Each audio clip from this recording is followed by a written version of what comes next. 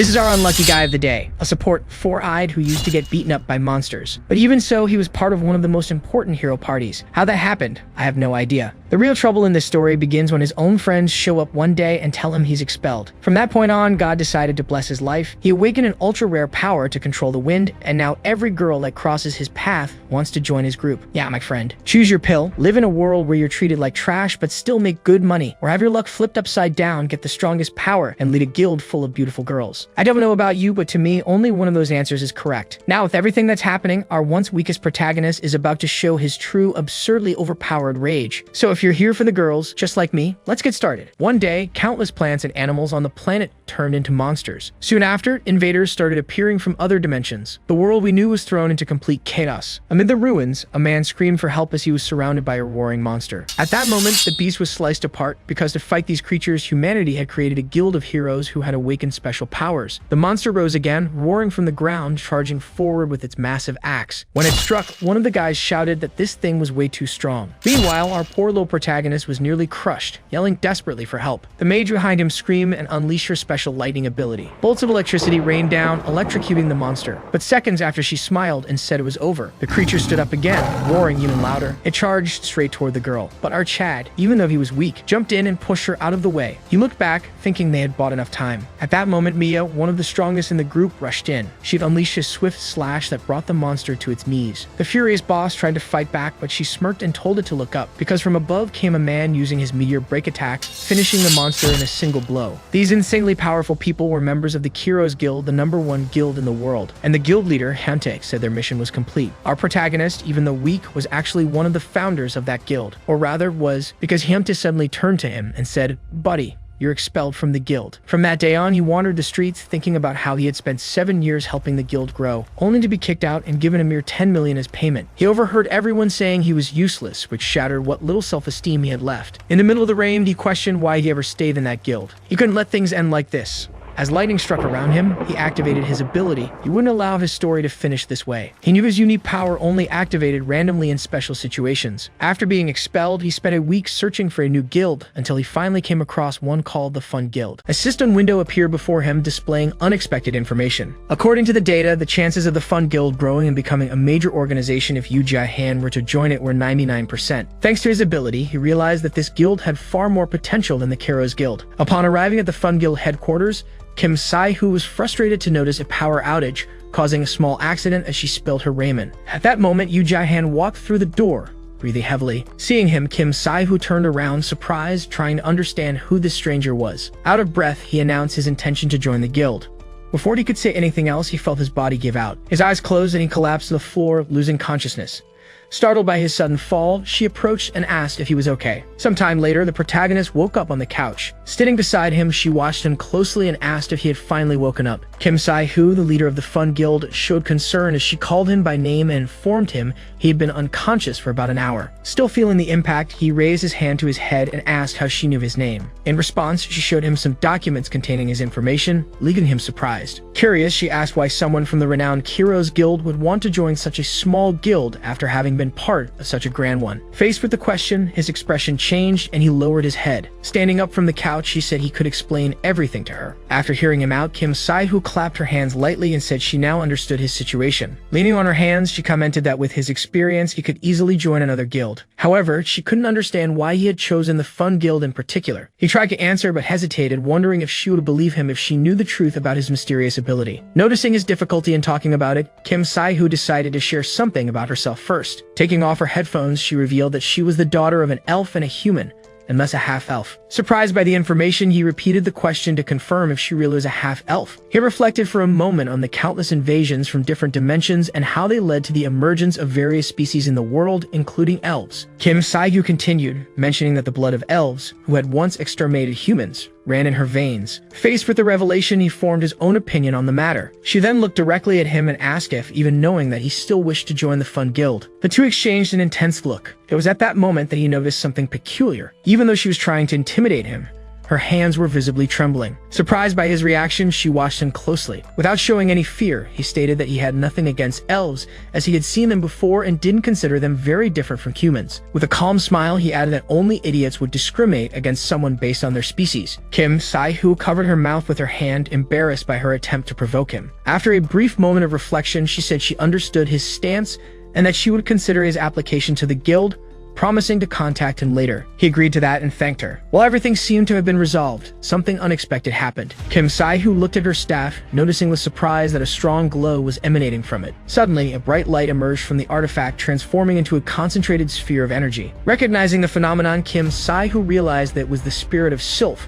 who had been dormant for 12 years. Watching the sphere of energy approach the protagonist, she questioned herself, intrigued about the reason behind such an event. He in turn was surprised by the spirit's reaction and tried to understand what it meant. Before he could process the situation, a pillar of radiant light surrounded him. Sitting on the floor, Kim Sai-hoo watched the scene in shock, murmuring to herself that this couldn't be happening. The protagonist looked at his own hand, noticing it was now covered in wind energy. Still in disbelief, Kim Sai-hoo came to the conclusion that Sylph had just formed a contract with him. He, on the other hand, realized something even more impressive. The one who had been rejected and expelled from his former guild now possessed a super rare class. After all, in that moment, he had become an elementalist, class that only 20 people in the entire world possessed. Furthermore, some people formed contracts with special creatures, acquiring unique powers and receiving the coveted super rare class of elementalist. In this world, there were only a few elementalists, among them Luca Harrison, the Mist Elementalist, Morosi, the Sea Elementalist, and Abubakar, the Sand Elementalist. They were extraordinary individuals, each possessing power comparable to that of an entire guild. Now, however, another rare elementalist had appeared. The protagonist had become a wind elementalist. After some time, the hero guild, Yu Jae-han, asked if he had made a contract with the spirit. Kim Sai-hoo confirmed, explaining that she had sealed a pact with the spirit of wind, Sylph, who was in fact her deceased mother. Raising his hands anxiously, Yu Jae-han suggested that perhaps it would be possible to break the contract and return the spirit. However, Kim Sai-hoo explained that it was too late for that, as once a spirit chose its owner, the bond could only be broken by the contractor's death. Observing him with some hesitation, she asked why he was questioning that. Yu Jae-han then revealed that he had passed the test and that, in truth, he just wanted to have fun there. With a smile, she said she understood his intention and that, from that moment on, she would teach him how to control the spirit. However, Kim Sai-hoo declared seriously that he didn't want to waste time training and preferred to test his skills right away. Surprised by his determination, she watched as he conjured a sphere of wind with his ability, declaring that they should head to the monster territory. The monster territory was a special area where creatures ranging from 5th to 1st class would appear. The closer to 1st class, the more dangerous the beasts inhabiting the place became. After some time, they arrived in Bukchon, the zone where 5th class monsters usually appeared. To Kim Sai-hoo, it was the perfect place to measure his strength. Meanwhile, Yu Jae-han, gripping his staff tightly, looked around nervously. Noticing her hesitation, Kim Sai-hoo asked what was wrong. Embarrassed, she looked down and revealed that it was her first time entering the monster territory since she had started training at the Hero Academy. Surprised, he stared at her and asked with a serious expression why she had never mentioned that before. Blushing, she admitted that she was ashamed. After all, she was the guild leader. In response, Kim Sai-hoo stated that he would take the role of leader for that mission. Crossing the barrier and entering the territory, they walked along a ruined street, alert to any threat. Kim Sai-hoo asked if she knew what kind of monsters they might find there. Looking at her phone, Yu Jae-han replied that she needed a moment to check the information. After a few moments, she informed him that the main enemies in the area were cockatrice. Confused, Kim Sai-hoo asked if she meant basilisks, and she confirmed it, citing news about a truck full of chickens that had overturned in the region 2 weeks earlier. Hearing that, he drew his weapon, concluding that the accident must be related to the creatures in the area. After all, chickens were ideal prey to trained monsters, turning the place into a battlefield where blood would be spilled and flesh torn apart at any moment. At the time, their team consisted of only 2 members, which meant he would have to act as both tank and attacker. Suddenly, his expression hardened. Immediately, Yu Jae-han shouted, alarmed, saying she had felt something in the parking lot. Looking in the indicated direction, they spotted a basilisk devouring a human corpse behind a car. Kim Sai-hoo instantly recognized the danger. It was a 5th class monster. Preparing for battle, he called Yu Jae-han by name and politely asked her to stay behind him and support him. In response, the monster charged fiercely, extending its claws in a direction, ready to attack. He realized it was getting closer and with a confident smile blocked the monster's strike with his weapon. He knew this was the right moment to act and without hesitation, alerted his companion to begin her attack. She began chanting a spell in an unknown language, her voice filled with power. Once she finished the incantation, she cast her skill Wind Arrow. The projectile cut through the air and struck the creature directly, causing it to roar in pain before falling. He looked at the monster on the ground, holding his weapon firmly. He thought she had done a great job. Catching her breath, she commented that during her time at the Hero Academy, she had been considered the best in her class. However, before they could proceed, more basilisks began to appear, emerging from the shadows and hiding behind cars. Realizing the new threat, she widened her eyes and in shock, warned him that something was about to attack from behind. He reacted quickly, turning just in time and activating his analysis skill. Facing the enemies, he assessed the situation and concluded he needed an effective way to dodge. A system window appeared in front of him, informing him that if he crouched at the right moment, he would have an 82% chance to evade the attack. Without hesitation, he activated his accelerate skill, which allowed him to launch a devastating strike against the monsters, eliminating them before they could react. Meanwhile, his companion watched him, visibly impressed. A surprise on her face was evident, as if she couldn't believe what she was seeing. She wondered how he had managed to master communication with sylphs so quickly, and whether he had really awakened his powers just one day ago. While thinking about it, she began to question what kind of person he really was. Unbothered by her doubts, he sheathed his weapon and picked up the body of the defeated monster. He figured it was a good time to start collecting resources. Seeing this, she ran to him and agreed with his decision. He figured that this training was already enough to test his skills, but suddenly, a bad feeling made him shiver. Danger was approaching. In a quick reflex, he shouted her name, warning that something was behind her. She turned, confused, not understanding what was happening. But then a massive basilisk emerged from the shadows. For a brief moment, she froze in fear and asked hesitantly how the creature had appeared in a 5th-class monster territory. He remained focused and took a defensive stance, reflecting on the situation. He concluded that the creature must belong to an unknown class, much more dangerous than the previous ones. Activating his analysis skill, he watched a new system window appear. The data was clear. The probability of defeating that monster was only 12%. He knew he needed a strategy. He turned to his companion and asked if she could slow the basilisk down.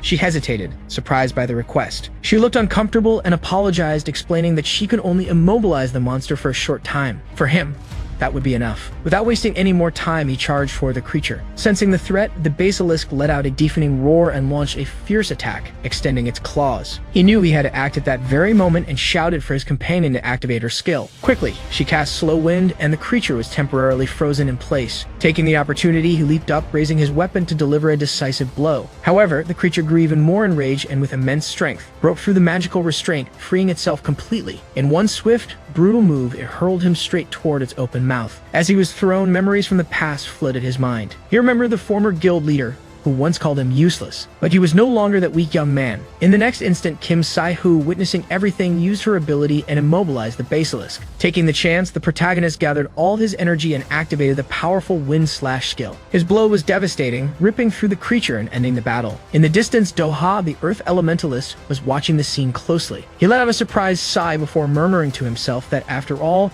there was another elementalist in Korea besides him.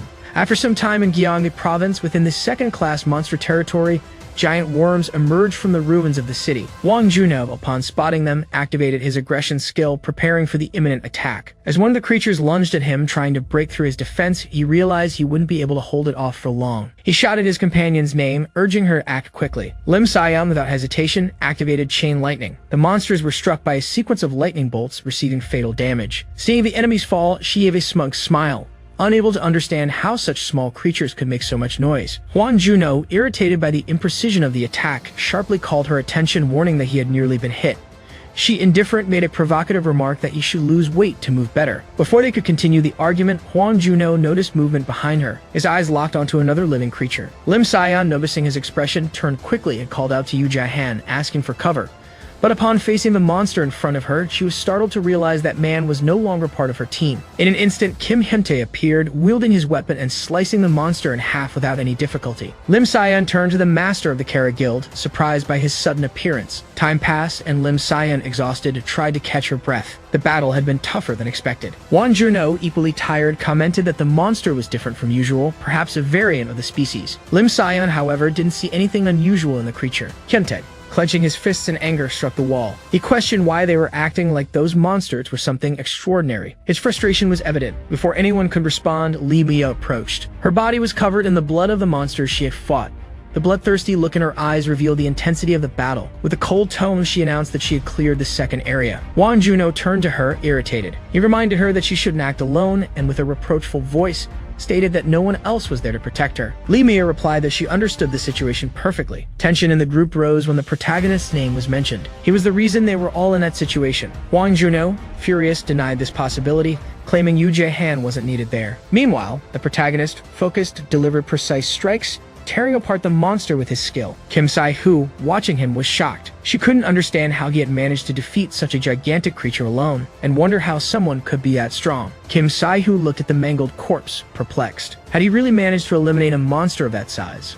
With a smile, Yu Jae-han saw it as a true gold mine. Kim Sai-hoo ran to him, calling his name and noticing his injuries. Before she could say anything, he collapsed to the ground, exhausted. She immediately approached, holding him and asking if he was alright. Still catching his breath, he gave a tired smile and joked about needing to farm more since those monsters were rare and valuable. Her expression shifted to fury. She was worried, but he still dared to joke about the situation. In a burst of anger, she punched him in the stomach, scolding him. Looking at the monster remains, Kim Sai-hoo noticed the absurd number of bodies scattered around. She asked if he didn't also think it was strange. He acknowledged it might be hard for the two of them to handle everything alone. At that moment, a man approached. With a casual tone, he suggested they shouldn't refuse help. He greeted them while removing his glasses. His demeanor exuded confidence. Jang Seim introduced himself as a representative of Mongding, a company specializing in monster recycling. Kim Sai-hoo was surprised to hear this, and Yu Jae-han explained that the organization focused on collecting and processing remains of defeated creatures. However, something about the businessman's presence felt off to him. With a relaxed smile, the man scratched his head and explained that his company was new. That's why he had to handle this kind of work himself to ensure the business survived. Then he asked if they'd be willing to let his company handle the processing of the basilisks. Kim Sai-hoo found the idea interesting and agreed. Yu Jae-han, however, kept watching the man with suspicion. Something didn't seem right. The businessman adjusted his gloves and said he would first inspect the monster remains. After a quick check, he expressed surprise at how perfectly the cuts had been made. He concluded that the meat extracted from the bodies would be extremely valuable on the market. Kim Sai-hoo, excited, commented that they might even consider moving to a new office given the profits they'd make. Yu Jae-han saw an opportunity to leave most of the remains with them, but kept one valuable item for himself, a magic crystal, generated only by the death of rare species. With that, he realized he could easily get rich. Suddenly, a wall of stone rose around him. His expression turned to surprise. Kim Sai-hoo, noticing the situation, asked what was happening. Yu Jae-han tried to free himself, screaming and begging to be spared. He claimed he would return the magic crystal if necessary. Doha, cold and harsh,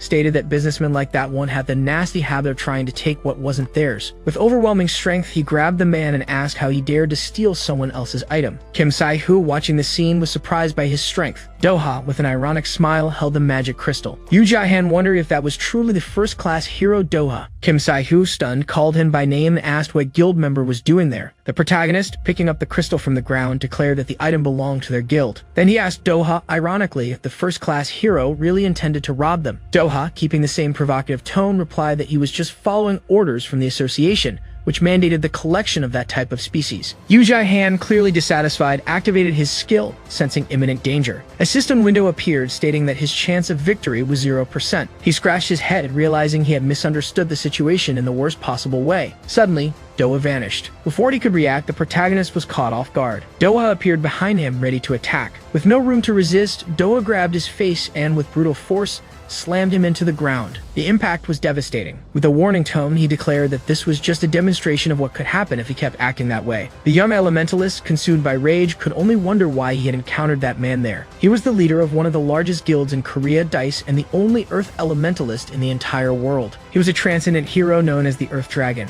Kim Sai-hoo, outraged, pointed her staff at him, demanding that he step away from Yu Jae-han. Doha, without hesitation, responded that it would be better for her to stay right where she was. He pressed Yu Jae-han even harder against the ground, stating that otherwise he would die. Kim Sai-hoo, furious, realized that this man was serious. The protagonist, activating his skill, confidently replied that the only one dying here would be Doha. However, he was wrong. Yu Jae-han activated the skill Wind Knight, launching Doha far away with a powerful gust of wind. Doha, surprised, questioned how that had happened. Had he really been thrown to the ground? He couldn't believe he'd been tossed like that. It was then that he realized what had truly happened.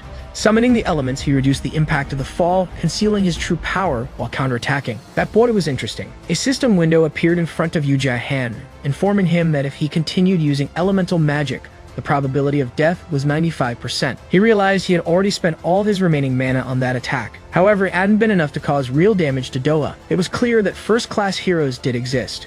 Yu Jiahan understood that he was no match for him. Doha, releasing a powerful magic aura, looked down at him as a junior. After exchanging opening blows, he announced that they could move on to the second round. With a confident smile, he asked who would strike first. To his surprise, the protagonist threw a magic crystal into his hands. Raising his hands, he declared his surrender. Doha was furious. How could he just surrender now? Yu Jiahan asked what his real objective was. If all he wanted was the magic crystal, there was no need to continue fighting. Doha hesitated. If he accepted the surrender, he would have to obey the surrender declaration as stated in paragraph 9, Article 38 of the Hero Act. Annoyed, he mumbled that he was just looking to have some fun. He turned to the side but then noticed something. The association members had arrived. Kim Sai-hu looked up and recognized the Hero Association's helicopter. A woman shouted from the helicopter, reproaching Doha. She wanted to know why he had come there alone. Doha, unfazed, held up the magic crystal and stated that his mission was already complete. Therefore, there was no need for scolding.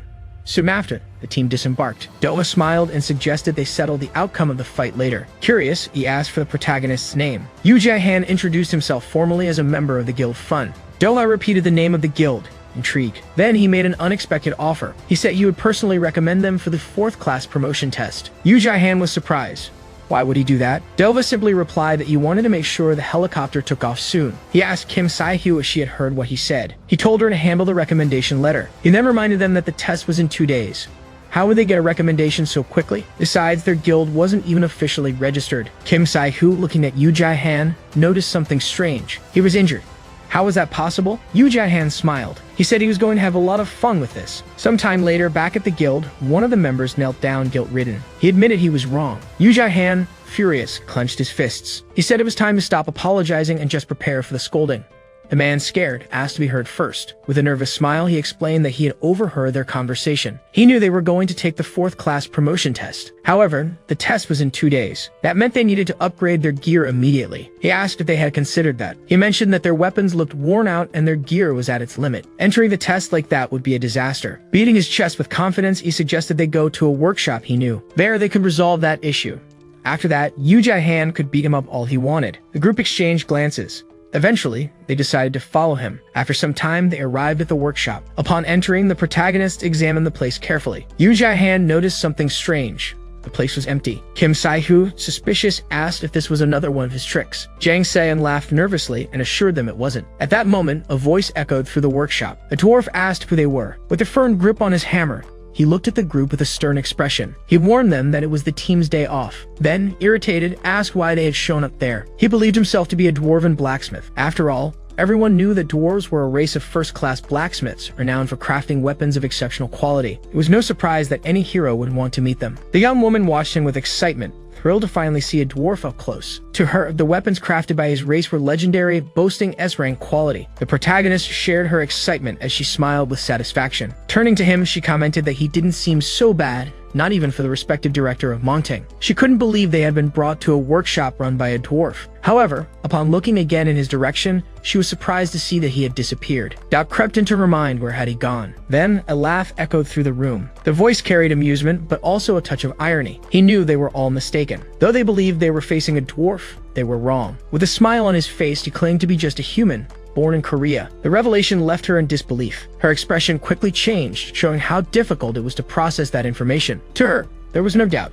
He was a dwarf. Her voice rose into a shout full of frustration as she accused him of trying to deceive them. Another member of the group, equally skeptical, pointed at him, demanding he show his ID. He simply laughed, though his gaze remained serious. Without hesitation, he took out his documents and handed them over for verification. With a firm expression, he stated they could check for themselves. The documents were examined carefully. The young woman was shocked to realize that they were indeed authentic human records. Yu Jiahan, still puzzled, asked to see them too. His eyes scanned the papers as an expression of surprise appeared on his face. He couldn't believe what he was seeing. What caught his attention the most was the recorded age, 27 years old. However, the photo didn't resemble the supposed dwarf at all. Doubt immediately arose.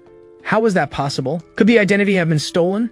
His mind buzzed with questions as he cast a suspicious glance at the man. The idea of reporting the case to the police was brought up indignantly. Frustration overtook the young woman, who held her head in irritation. She felt deceived and began to suspect they had once again been tricked by the Mutant Company. While the tension grew, he remained calm. In a polite manner, or at least trying to sound that way, he suggested they call the police. However, His gaze soon shifted to something that caught his attention. His eyes landed on the weapon, analyzing it closely. A question formed in his mind: was that really what he thought it was? He felt the urge to examine it more carefully and without hesitation made the request. As he held it, his expression changed slightly. A specific detail in the markings engraved on the blade caught his attention. After a brief pause, he concluded that it belonged to a wind elementalist. His observation was met with surprise by the weapon's owner, who immediately asked how he had figured that out. Without breaking eye contact, the blacksmith explained that a first-class professional could recognize the weapon's owner just by the marks left on it. Unfortunately, he concluded that it wouldn't be able to withstand the power of the elements. Determined to find a solution, he began searching his workshop. He needed time, as he had the perfect weapon for elementalists. After a few minutes of searching, he found what he was looking for. With confidence, he handed over the new weapon, stating that it was made to harmonize with the elements. The artifact's name was Nam Ho Yi. Upon hearing the name, the young woman stared at him with a melancholic expression. Doubt crept in. Had he named the weapon after himself? Days later, at the long-awaited promotion exam, the hall was filled with heroes seeking class advancement. The atmosphere was thick with the anxiety of the participants. Kim Saihyu felt a tightness in her chest as she looked at the crowd around her. The nervousness was clear on her face. Yu Jai-han, for his part, recalled his own fourth-class test, which had taken place a long time ago, back when he was still a member of the Kiros Guild. At that time, just like now, the hall was full of anxious candidates. The activity in the room was interrupted by laughter. One of the heroes present commented mockingly that he couldn't believe what he was seeing. He recognized one of the candidates. It was hard to imagine that the guy who had been expelled from the Kiros Guild had the nerve to show up at an exam like this. Another warrior wearing a hood laughed along. With sarcasm, he said that if he were in his place, he'd be too ashamed to keep calling himself a hero. The young woman, observing the scene, leaned closer to Yu Jai-han and whispered in his ear. Her voice carried a tone of uncertainty. She asked if those comments were about him. Without showing concern, he replied that this kind of thing was normal. When people were in groups, they had a tendency to judge others. However, he felt somewhat relieved to realize that, at least, there were no rumors about what had really happened in Bukshan. Hiding the fact that he was an elementalist was essential, as any unnecessary exposure would bring problems. Amid the commotion, Bang Yoon-sik raised his voice, ordering everyone to be quiet. His harsh tone showed his impatience with the excessive noise over something as trivial as a promotion exam. To him, those people were just regular individuals, weak and incapable of handling even medium-level challenges. The fourth-class examiner, Eunuch, analyzed the candidates before making a single comment. His tone was cold and blunt. In his view, those candidates were low tier. Meanwhile, the protagonist activated his skill, determined to move forward. In the midst of the preparation, a doubt arose among the examiners. Had Doha really written a recommendation letter for him? The idea seemed absurd. The very possibility made him hesitate as well. But before he could process the situation further, a system notification appeared before his eyes. The message was clear and direct. Chance of passing the test: 1%. After some time, the secretary approached Doha, informing him that she had sent a letter of recommendation for his promotion to 4th class, the same one he had mentioned. Doha, surprised, asked if she had really done that. She confirmed that she had, but found it odd that he, of all people, had been chosen as the examiner. Later, at the location of the 4th class exam, the heroes began devising strategies to attack the examiner. Bang Yoon-sik explained that the first step was to carefully study the opponent before taking action. However, some chose to attack right at the beginning of the battle, which proved to be a reckless mistake. With ease, he neutralized all the attacks, making it clear that his opponents were just fools trying to surpass him without a solid plan. Soon after, the system sounded, announcing that the 12th team had failed the test. Kim Han-seok expressed concern, asking if Bang Yoon-sik hadn't gone overboard. Oh Ha-yen, meanwhile, doubted anyone could actually pass the exam. Seo Jung-woo, a 4th class examiner, said that 5th class participants always made the same mistakes. Oh Ha-yen, another examiner, harshly asked how she was supposed to report the situation to her superiors. Seo Jung-woo then announced that the last team to appear would be the Fun Guild. He analyzed them and concluded they were the next candidates, as they had received a special recommendation from the leader of the Dice Guild, making the test even more challenging. Meanwhile, the protagonist watched the examination hall closely, its gaze fixed on someone who had just entered. Reflecting on the situation, he concluded that the person didn't seem very flexible. In fact, it was the team leader from the Dice Guild, the one responsible for conducting the 4th class promotion test. The system sounded again, welcoming the participants and explaining the test rules. Over the next 5 minutes, the candidates would have to fight the examiner. To pass, they had to either completely defeat him or earn his confirmation that they had met the necessary requirements. One of the participants, outraged, exclaimed that it was impossible for a 5th class team to defeat an examiner. The protagonist reflected on the challenge's difficulty. He knew that the examiner had fought many teams and hadn't suffered even a scratch. Turning to his companion, he asked her to help him attack from behind, just like they had done in the monster territory. She understood his plan and agreed to follow it. Aware of the battle's difficulty, he activated his skill and prepared for combat. The system's sound echoed through the area, announcing the official start of the 4th class exam. Without delay, the examiner launched a direct attack on the protagonist, attempting to kick his weapon away. However, he held firm and analyzed the situation. An attack right at the start of the test signaled that the opponent wouldn't underestimate anyone. Suddenly, a deafening explosion shook the environment. The protagonist's companion shouted his name, worried. The examiner tried to strike her, but was surprised to see the protagonist shielding her with his wind ability. The young man felt satisfied for managing to block the attack and reassured himself that the letter of recommendation wasn't fake. However, the examiner broke through his defense and delivered a powerful kick to her. Seizing the opportunity, he immediately charged toward the protagonist. The battle grew increasingly intense. He realized how difficult it was. He hadn't imagined a wooden weapon could cause so much damage. He knew he needed to keep some distance to reorganize his strategy. Without hesitation, he activated his Wind Knight skill, creating a gust of wind that launched his opponent far away. The move was executed with precision, and he didn't lose his balance. The examiner, irritated, acknowledged that it was wind magic and commented on how annoyingly talented it was. Determined to counterattack, he activated the accelerate skill and struck from behind. At that moment, Jakey Young questioned the examiner's decision. If he had indeed written a letter of recommendation, wouldn't that become a problem for them? The Fun Guild was struggling, and the presence of that candidate made everything more complicated. Doha, however, laughed and explained that he had done it because that young man was one of a kind, a swordsman capable of slicing through the wind. Back at the exam site, Eunuch activated his skill, Line and Slash, delivering a quick blow against the protagonist. This time, however, his speed seemed slower than before. The young man still felt the effects of previous battles against the Basilisk and noticed that his weapon consumed an absurd amount of mana. The examiner, with an arrogant look, asked if he had received the recommendation letter solely because of that skill. If that were the case, he would destroy him right then and there without mercy. Kim Sai-Hu, sensing the danger, activated her skill and yelled for him to leave the protagonist alone. But the examiner easily dodged the attack and hesitated for a moment before saying something. Kim Sai-Hu took the chance to intervene and insisted that he let her handle it. She knew she couldn't hide behind the protagonist forever. She had to act. The examiner, however, rudely asked why she didn't just back off. She in turn refused to give in, calling him stupid and proudly revealing her identity. Showing off her pointed ears, she declared herself the leader of the Fun Guild. The examiner, surprised, smiled. So she was an elf after all. Unlike an ordinary mage, she dared to face him directly. He activated his skill and rudely stated that he expected her to try something. The elf, however, trusted in her abilities. She knew that elves could give the flow of mana, and because of that, she managed to dodge the attacks effortlessly. Activating the wind arrow skill, she fired straight at the examiner. He blocked the attack with his weapon and mocked her. He found it ridiculous to think such a simple move could work on him. However, at that moment, he felt something strange behind him. Turning around, he saw another magic being activated. In an instant, he was surrounded by a complex seven-sided spell, something he never would have expected from a 5th class candidate. The young woman activated her slow wind skill, immobilizing him. The spell struck its target head-on, covering him in a thick magical mist. She was convinced she had landed a hit. Even for an examiner, there was no way he could come out of that unscathed. However, to her shock, he reappeared behind her, placing his weapon at her neck. With a calm smile, he admitted that her plan to corner him was good, but unfortunately, far too slow. The protagonist, seeing the situation, prepared to strike. She looked at him, surprised. With a burst of mana, he declared that the examiner would lose due to his own arrogance. He knew his weapon could no longer absorb any more mana, and he had already used nearly all of his reserves. Still, he was determined to concentrate everything he had left into a single powerful strike. Sometime later, at the Heroes Guild, Park Jung-seop was looking out the window. His secretary held a set of documents and announced that it was the daily status report from Kim Hyuntae's team. Curious, he asked whether the new member Kim Kang-woo was adapting quickly. He explained that this was the young man he had sent to Kim Hyuntae's team after Yoo Jae-han was eliminated. The test reports indicated that he was still in the adaptation phase and showing some instability. However, Park Jung-seop believed that team leader Kim Hyuntae would be able to stabilize him, as the new team member was far more useful than Yoo Jae-han. One of the staff members nervously reported that some information had surfaced about the one who had been expelled from the team. The Heroes Guild leader, intrigued, asked what it was about.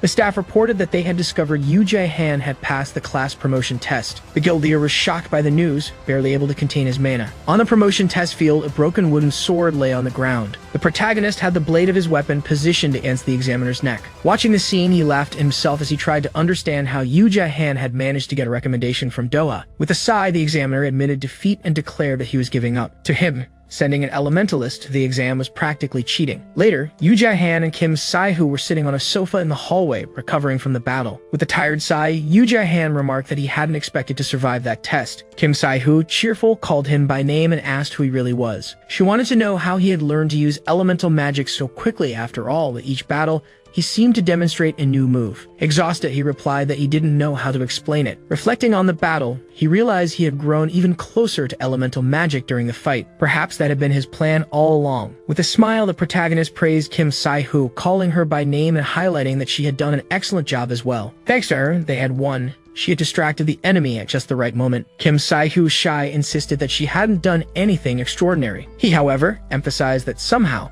they had managed to win the exam battle. Despite that, they still had to face the final interview. Suddenly, the doors opened and other heroes entered the hallway. A voice announced that the next candidates could come in. The Fun Guild team was politely called into the interview room. Shortly after, they were in the interview room. The female examiner commented that the previous team had been very well prepared for the test. Another examiner added that their battle had also been interesting. Yu Jai-han and his team listened silently, waiting patiently for them to finish speaking. Then the examiner stated that if there were no objections, they would be promoted. That's when Lee Dong-ho, a member of the Warriors Guild, spoke up. With disdain, he expressed his opposition, claiming that those candidates should be disqualified. He justified his stance by saying that the team's tank was too hesitant and would panic in a real combat situation if the team were attacked. Gripping the document tightly, he questioned how that team could possibly be applying for 4th class. To him, it was simply absurd. One of the staff members commented that their guild had failed its promotion attempt when they had tried. The examiner laughed and said that in that case, no one would truly understand the situation. Yu Jai-han noticed that everyone was speaking as if they wanted them to hear those criticisms loud and clear.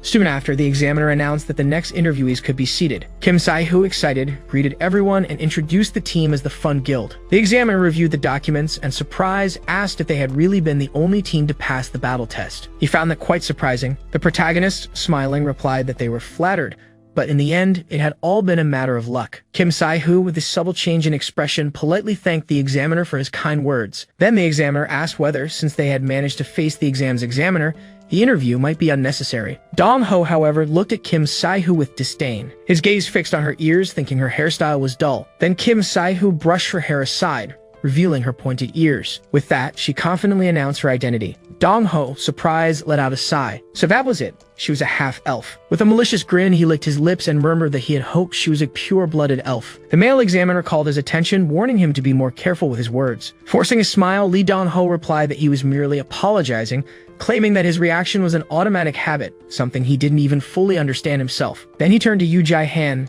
telling him to relax. Yu Jai-han, however, looked at him with clear effort to contain himself. Everything about Lee Dong-ho was repulsive to him. Before he could react impulsively, he felt Kim Sai-hoo's hand grasp his. In a calm tone, she called his name, assuring him she was fine and asking him to stay calm. He let out a long sigh, trying to suppress his anger. Lee Dong-ho, satisfied with the reaction he had provoked, laughed nonchalantly and suggested they continue the interview. Yu Jai-han, still tense, decided he wouldn't give in to the provocation. The examiner resumed reviewing the documents he held in his hands. While reading, he asked Kim Sai-hoo about her father, Kim Bo, who worked at the Monster Research Institute in Kyoto. He confirmed the information and mentioned a recent achievement, the capture of a mutant basilisk in the monster territory. The answer made Yu Jai-han smile. To him, it was a source of pride. The examiner, surprised by the confirmation, exchanged glances with his colleague, acknowledging that for a newly formed guild with only 2 members, such an achievement was impressive. If they kept up this pace, they could gain significant recognition. That's when Lee Dong-ho interrupted the conversation. With a tone of apparent disinterest, he remarked that he found it curious the guild was led by a half-elf. He stated that in all of his years as a hero,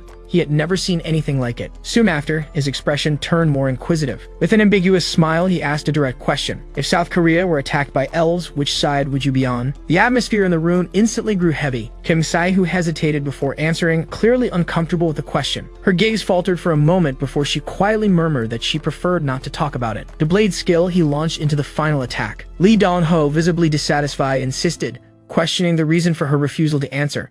Before she could say anything, Yu Jai-han intervened firmly, asking if that was the kind of training the Warriors Guild offered its members. For a moment, the room fell silent. Kim Sai-hoo looked at Yu Jai-han, surprised by his attitude, while Lee Dong-ho stared at him with evident irritation. Yu Jai-han continued, his voice filled with disdain. He made it clear that, until that moment, he hadn't even cared about the promotion, but seeing the guild being humiliated like that deeply infuriated him. He slammed his fist on the table, stating that the final decision was his alone. The examiners exchanged uncertain looks, trying to intervene. One of them asked both of them to calm down, but Yu Jai-han, consumed by frustration, declared that he would rather refuse the promotion. The comment provoked an immediate reaction. Lee Dong-ho, incredulous, shouted, calling him an idiot and questioning how he dared to say such a thing. The situation spiraled out of control. The examiner, impatient, ordered both of them to stop. His tone was now much harsher. He asked if they had really come to the interview just to start a confrontation. Kim Si-hoo tried to intervene, but her hesitation kept her from acting with resolve. Inside, she knew things had taken a disastrous turn. Later in the Fun Guild office, Kim Si-hoo sat silently, holding a cup of tea between her hands. Yoo Jae-han, beside her, scratched the back of his head, uncomfortable. With a sigh, he apologized. He knew his impulsiveness had sabotaged the promotion. Kim Si-hoo, however, smiled softly. She assured him that it was okay. Despite the outcome, she confessed that, in a way, she felt grateful. It had been the first time in her life that someone had defended her like that. Yoo Jae-han watched her in silence. The tone of her voice, the way she looked away, there was a mixture of emotions in her words. Even so, something caught his attention. Kim Si-hoo kept pressing the refresh button on the computer screen. Not understanding, he asked why she was doing that. She averted her eyes, a little embarrassed, and replied that she just wanted to see who had passed. The monitor finally began loading the results. The phrase, "loading the list of those approved, please wait," appeared on the screen. Yoo Jae-han felt a tightness in his chest. He knew it was his fault. Before he could say anything, Kim Si-hoo's eyes widened. The loading had finished. She held her breath, reading the list carefully. Meanwhile, elsewhere, the examiner turned to Lee Dong-ho, asking what he was thinking. Lee Dong-ho spun the apple in his hand before giving an ironic smile. He said he really shouldn't apologize for what he had done earlier. He acknowledged that maybe he had gone a bit too far. However, his expression quickly changed. His eyes gleamed with dangerous determination. He stated that he was curious to see how far the Fun Guild could go. But inside, his mind boiled with resentment. To him, they were nothing but arrogant fools. He would let them climb as high as they wanted, because once they got there, he would destroy them. Back in the Fun Guild office, silence dominated the room. Yoo Jae-han's eyes were fixed on the computer screen. The highlighted sentence confirmed the unexpected. Approved for 4th class. Fun Guild. Sometime later, in the 2nd-class monster territory, the Karos Guild bus was greeted by a crowd of people and reporters. As Kim Himtae and his guildmates stepped off the vehicle, fans began shouting, calling them Team Hyen and begging them to look their way. The excitement was so intense that a guard had to intervene, ordering everyone to stop pushing and move back. Kim Himtae, smiling, took the guard's hand and asked why he was being so rude. He then thanked the crowd for their support, but warned them they could get hurt, kindly asking them to watch from a distance. A fan among the spectators shouted excitedly, praising his looks and wishing the team good luck. As they walked past the barrier, Kim Hemtae grumbled, annoyed by the excessive noise. Hwang Juno commented that there were even more people than the day before and wondered how so many always showed up. At that moment, Kim Kang-woo, one of the guild members, turned to the team leader and, laughing, pointed to a woman at the entrance, saying she was so ugly he nearly threw up. Still smirking, Kim Kang-woo asked what kind of woman was his leader's type. Kim Hemtae replied, also smiling, that he liked pretty girls. Kim Kang-woo then suggested they go clubbing over the weekend. Lim Si-yeon, irritated, interrupted harshly, reminding him that she and Lee Mia were still there and asking him to stop talking like that in front of them. Kim Kang-woo, keeping his teasing tone, asked why they didn't just come along. Lim Si-yeon, surprised, asked why she should do that. With a mischievous grin, Kim Kang-woo said there would be plenty of male models interested in seeing her. Lim Si-yeon blushed and snapped back, confused, trying to understand what he was implying. Kim Kang-woo thought she'd be easy to persuade, but he had no idea what Lee Mia was thinking. Lee Mia stared straight at him and asked if he wanted something. Kim Kang-woo turned and replied he didn't want anything from her, but thought he should get to know her better before saying anything. Meanwhile, Kim Himtae sensed someone's presence and, turning around, saw a man with a scar on his face who greeted him. The stranger remarked that it had been a long time since they last met in the monster territory and asked how long it had been. Kim Himtae replied that it had been a few months. The man looked over the group and, surprised, asked where one of the former members was. Seeing the confusion, he specified that he meant the one who used to carry the team's equipment. Kim Himtae explained that he had left the team and a rookie had recently joined in his place. Kim Kang-woo bowed politely, introduced himself, and said he now handled support duties. The man with the scar showed disappointment and asked if that was true, lamenting the former member's departure. Kim Himtae, irritated, asked why he was so upset. The man explained that about a year ago, that former teammate had done a huge favor for the team. Even after all that time, he still remembered how amazing his movements were, especially when hauling heavy bags. He then asked if he could get his contact in case the guy hadn't joined another guild yet. They'd gladly take him in. Regardless, he wished the team good luck. Kim Himtae reacted with surprise, asking if he really thought Yoo Jae-han was amazing. Kim Kang-woo laughed and commented that from what he'd heard, Yoo Jae-han had always been a burden to the group, suggesting they might be overestimating his abilities. In a rough tone, he provoked Kim Himtae to hand over his weapon. Kim Himtae, surprised, asked why he needed it all of a sudden, but before he could get a response, a monster appeared, opening its mouth. Kim Himtae extended his hand, demanding the weapon, and shortly after, slashed the creature with his flaming blade. Meanwhile, his thoughts boiled with anger as he remembered someone. Elsewhere in the city, a woman, distressed, asked what was going on. Panicked, she ran out without grabbing her phone or wallet.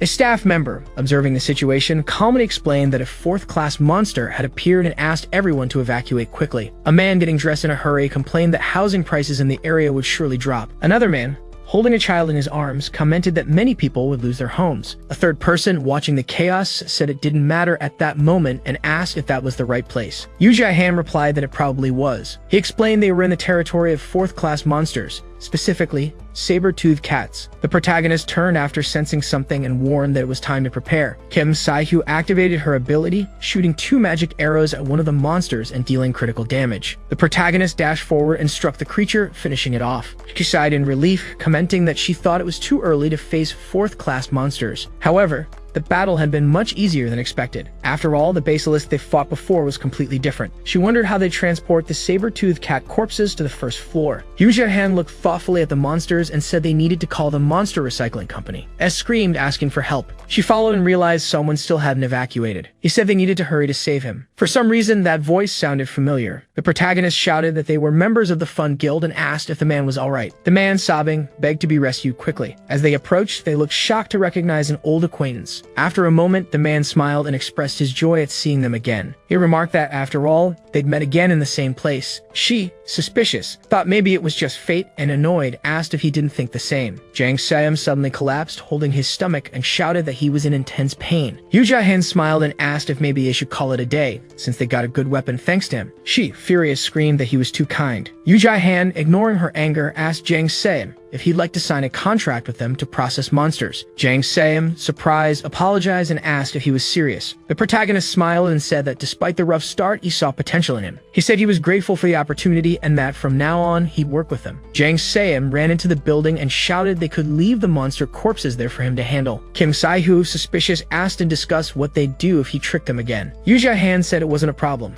They still needed someone like him. Even with the basilisk, he made sure to collect the right fang. Looking around, Yu Jai-han said they needed to clarify something right away. Suddenly, a man holding a microphone shouted that the heroes should stop hunting innocent creatures. He repeatedly insisted that monster lives should be respected. Kim Si-hyo asked if those people were serious. The protagonist explained they belonged to the IUPC. He knew that stood for the International Union for the Protection of Creatures, also known as IUPC. This organization claimed that monsters could coexist peacefully with humans, just like ordinary plants and animals. However, the recent protests had caused many problems near the monster territory. A woman called Yu Jai-han by name and asked if he agreed with those opinions. He responded that he absolutely did not and thought it was all absurd. He wondered how they would react if they saw monsters killing people right in front of their eyes. An officer wearing a hazmat suit politely asked everyone not to approach the area. A man holding a baton questioned why they weren't allowed to enter. One of the activists shouted that they needed to stay united to protect the precious children. Suddenly, the group began pushing and forcing others into the area. After all, there were heroes inside, and according to them,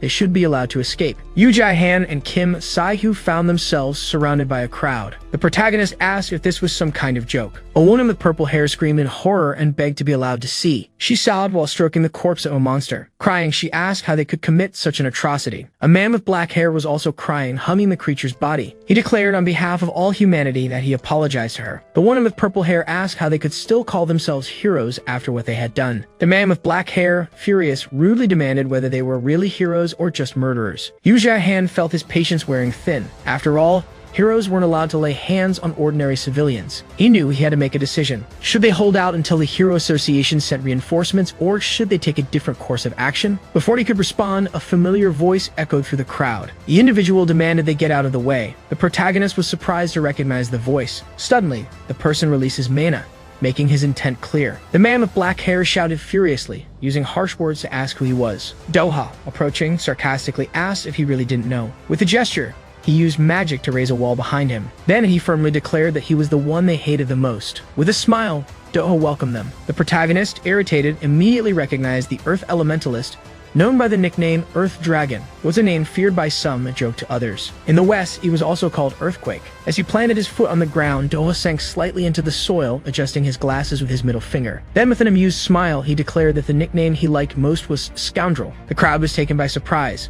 One of the protesters exclaimed Doha's name in shock, while another, an ally, questioned why a first-rate hero was there. The protagonist couldn't hide his frustration. It seemed that man only showed up to cause trouble, as if he had nothing better to do. Ignoring the murmurs around him, Doa turned to the protesters and, without hesitation, ordered them to return to hell. At that moment, a colossal figure emerged beside him, a massive stone elemental, who opened its mouth menacingly. Yu Jai-Han felt his muscles tense. The sight of the creature stirred unease. That was Doa's elemental.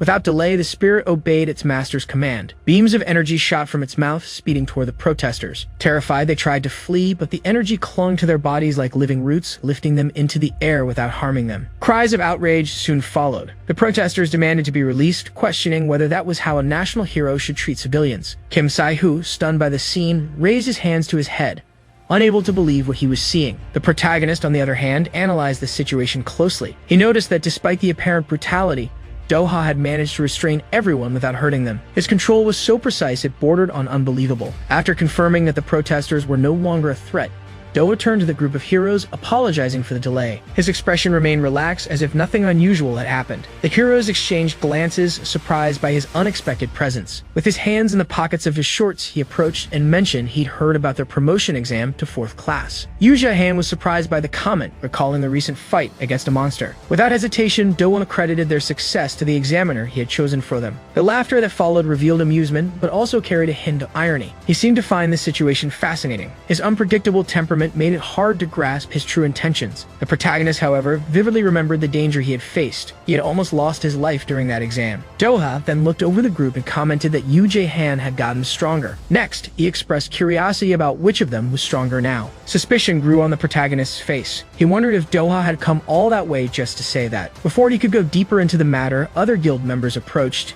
intrigue. Doa's name echoed among surprised whispers. Many didn't understand his presence in a 4th-class territory and questioned his connection to that team. Kim Sai-Hu, noticing the commotion around them, turned to Yu Jai-Han, clearly concerned about how many people were watching. Doha, meanwhile, expressed his annoyance at the excessive attention. It was better for them to change locations. Soon after, the group headed to a closed-off construction site. Workers continued their tasks, unaware of their presence. One of the workers noticed Doha and approached, greeting him casually before asking if he shouldn't be working. Doha replied with a carefree smile, waving his hand. He claimed he was too tired for that. Yu Jai-Han, observing the interaction, looked around and reflected on the place. Was this the headquarters of the Dice Guild? The number of people present suggested it was. Doha then clarified they were expanding the underground training center. Though the noise was bothersome, he asked the group to be patient. The protagonist nodded, understanding the situation. After a few minutes, they entered a tall building protected by a magical barrier. As soon as they crossed the entrance, Yu Jai-Han felt something odd.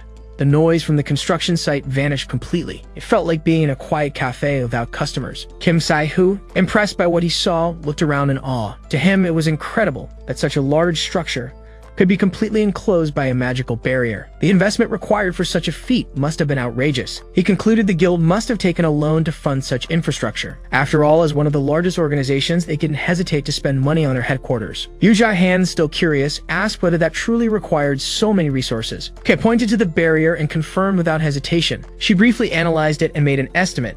At least 20 billion had been spent on the installation. The revelation left the protagonist stunned. It was an absurd amount. He wondered if the guild really had the resources to spend like that. At that moment, a figure approached the group. It was Park Jae-hyung, vice leader of the Dice Guild. Adjusting her glasses, she smiled and thanked them for their interest in the magical barrier. She then commented that they had nearly guessed the exact value. Yu Jai-Han, surprised, recognized her. Kim Sai-Hu, beside him, seemed to have misunderstood, thinking Park Jae-hyung was just an ordinary secretary. Doha then walked over to her and greeted her familiarly. He took the opportunity to remind her of the fun guild they had met earlier and asked her to prepare everything for the meeting. Doha asked Park Jae-hyung to get everything ready immediately. She promptly replied that she would, but then grabbed his cheek indignantly. Her voice carried a tone of reprimand as she asked him where he had been that day, completely ignoring the schedule. Doha shouted in pain, surprised by her reaction, and exclaimed in disbelief. He asked how she dared treat the guild master that way. Park Jae-hyung, without hesitation, firmly replied that if he really was the guild master, then he should act like it. Watching the chaotic scene, the protagonist couldn't help but think that, whether inside or outside the building, the environment remained noisy. After a while, everyone settled into the office. Doha grabbed a glass of drink for himself and, without beating around the bush, asked the group what they thought had brought them there. The protagonist analyzed the question and wondered if the reason had to do with Doha's elemental. The Earth Elementalist took a small sip of his drink before confirming with a slight smile that the guess was correct. At that moment, a bright light appeared on the table. The protagonist looked in surprise at the source of the glow, only to see Mumu, Doha's small elemental dog, emerge from it. Doha stroked his partner and encouraged the others to say hello. He introduced him formally, emphasizing that Mumu was his elemental partner. It was the first time the group had seen him. Recalling how Mumu handled the protesters, Yu Jiahan realized the stark contrast between his cute appearance and immense power. Mumu explained he had been helping with construction and was quite busy. Doha, however, assured him it would only take a minute of his time. The elemental then turned his attention to Yu Jiahan, observing him in surprise before asking if he was the guest. Yu Jiahan, feeling slightly uncomfortable, awkwardly waved and greeted Mumu. A small elemental approached and began sniffing his outstretched hands. Kim Sai-hu, watching this scene curiously, was impressed by the creature's behavior. The protagonist, on the other hand, internally questioned what Mumu was trying to do. Then Doha asked Yu Jiahan directly if he could release his own elemental. Yu Jiahan confirmed the nod, and in the next moment, a sphere of energy formed in his hand before flying toward the earth elemental. Mumu watched the energy and, recognizing its essence, exclaimed that it was an elemental. Doha, analyzing the interaction, stated that, as expected, was a wind elemental. Curious, he asked what its name was. Yu Jiahan responded immediately, Self. Doha repeated the name to himself and then revealed the reason he had brought them there. He explained that during his 17 years as an elementalist, only one elemental had ever been discovered in the country, Mumu, and that situation had never changed. Although he had studied various hero dossiers, he had never found any mention of a wind elemental. The only clue was Yu Jiahan's guild switch, but concluding that he had obtained an elemental just because of that seemed premature. It was something unprecedented. He then questioned how Yu Jiahan had managed to form a contract with the spirit of wind. The protagonist exchanged glances with Kim Sai-hu, hesitating before responding. Kim Sai-hu in turn placed a hand on her chest and offered to explain. She revealed that Self had already had another master before. When asked who it was, she answered without hesitation, her mother. Doha furrowed his brow and scratched his chin, processing the information. He had never imagined that the wind elemental had previously belonged to someone else. Until that moment, it was believed that when a master died, their elemental disappeared along with them. However, that showed that the workings of elementals were still not fully understood. After a brief moment of reflection, Doha laughed. Although the mystery hadn't been solved, he decided it was better to set aside doubts for now and get straight to the point. Kim Sai-hu stepped in, asking if Self was the main reason for the meeting. Doha raised two fingers and replied that, in fact, there were two reasons. From the beginning, he had wanted to talk about both reasons that had brought them there. The protagonist looked at the raised fingers and asked what the two matters were. Doha adjusted his glasses and, without beating around the bush, revealed his proposal. As the master of Dice Guild, he wanted to lead the Fun Guild. The heroes were shocked by the statement. Kim Sai-hu, surprised, blurted out in nearly disbelieving, "Excuse me?" Doha, in turn, mentioned that he was offering 100% of Fun Guild's shares for 20 billion. Without wasting time, Kim Sai-hu stood up, leaned her elbows on the table, and asked if he was really serious. Doha firmly assured her that he wouldn't joke about something like that. If they thought the amount wasn't enough, he could offer even more. In a more conciliatory tone, he explained that they could keep the two-person team as it was or hire another hero if they wished. Additionally, if they accepted his proposal, he himself would teach Yu Jiahan how to use elemental magic. He also guaranteed that he would not interfere with the team's activities under any circumstance. Then he leaned forward, rested his hands on his knees, and smiled before directly asking if they thought it was a good offer. Kim Sai-hu, still hesitant, admitted that the proposal was excellent, but it seemed very sudden. Doha reassured the group, saying he would give them time to think it over. Leaning back on the armrest of his chair, he added that, naturally, the sooner they answered, the better. However, the protagonist's response was direct and firm. He didn't want it. Doha, surprised, asked why. Yu Jiahan stated categorically that they would never sell the Fun Guild. Meanwhile, Jiang Seamon was approaching the demonstrators, who were still suspended in the air, observing the scene with surprise. With a puzzled look, he asked what happened there. He covered his face with one hand, analyzing the surrounding environment. Finally, he turned his attention to an item he was holding and, with a satisfied smile, commented that he could brag about having found something amazing.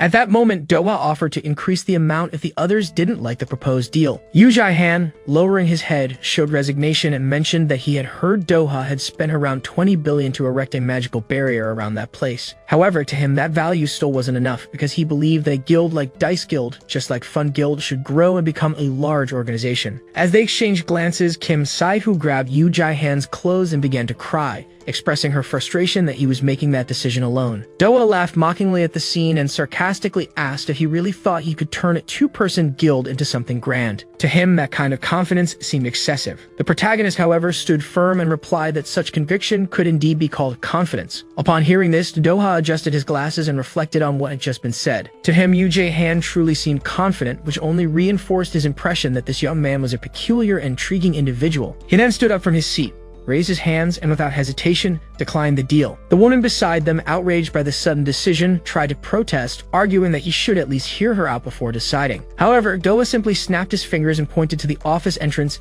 stating that since they had come this far, he would give him something. Jae-han then noticed that the secretary was standing at the door, holding a crystal in her hands. Upon recognizing the object, he wondered why Doha was returning it, as it was the same magical crystal from their previous meeting. His gaze fixed on the box containing the crystal cube before him, unable to hide his surprise. Doha, noticing his reaction, smiled and explained that the crystal would be given to him as soon as he took over the guild. For Doha, this proved how good he was as an elementalist mentor. Jae-han opened the box lid and took out the crystal, examining it closely before accepting it with gratitude. However, his curiosity was piqued when he noticed an unusual sound coming from the object, not understanding the reason behind the sudden noise. His elemental, reacting to the presence of the crystal, glowed intensely and quickly moved closer to him. Jae-han's surprise was evident at this unexpected reaction. Shortly afterward, a bright light filled the room, and Doha explained that elementalists could strengthen their powers by absorbing the energy contained in magical crystals. He emphasized that Jae-han should collect them because by doing so, self could also materialize, just like Mumu. Still holding the glowing sphere, Jae-han reflected on that possibility, pondering the moment when self would finally take on a physical form. Sometime later, at the Korean branch of the IUPC, a young operator adjusted her microphone and introduced herself as a member of the International Union for the Protection of Creatures. She asked how she could help and with a calm smile, listened to the requests on the other end of the line. The information she received indicated that a cat had transformed into a creature, and she assured them the case would be handled with care. Meanwhile, two nearby employees chatted cheerfully about a promotional poster they had discussed the day before. One of them asked how much longer it would take to complete the project, and the other estimated they needed 3 more days. The young woman then interrupted to ask when the next scheduled volunteer activity would take place. Her colleague, hesitant, replied that it would be on the 21st of that month. She commented that the last time they helped an elderly woman, it was clear how touched the lady had been by the affectionate gesture of receiving a hug. The employee next to her agreed, leaning back in his chair and observing that everyone there was kind. The young woman always felt sorry for those in need and saw that work as something meaningful. A recent article highlighted the organization's actions addressing creature protection, nonviolence, and promoting charity, such as distributing food to elderly people in need. The text also raised questions about the treatment of so-called monsters and whether the killings committed against them were truly just. The young workers agreed with that message and believed that spreading the idea that there was still goodness in the world was essential. To them, that was the organization's true mission because one day others would come to see that too. Suddenly, however, tension took over the room. The panic on their faces betrayed what was coming. Both turned around, horrified, upon realizing something wasn't right. One of them murmured, worried, and it seemed like feeding time. Her gaze turned to the cage where a saber-toothed tiger exuded a malicious aura, showing impatience. She concluded that it was indeed the right time for the children to have a snack, and so she turned to her colleague, asking what they should offer. The other suggested it be something lighter. As they reviewed their options, one of the employees noticed the presence of an elderly woman tied up on the floor, her mouth sealed with duct tape. The woman's desperate eyes met hers. With an indifferent expression, the young woman remarked that the old lady was still alive. Her colleague, crossing his arms, noted that for someone her age, she seemed rather playful.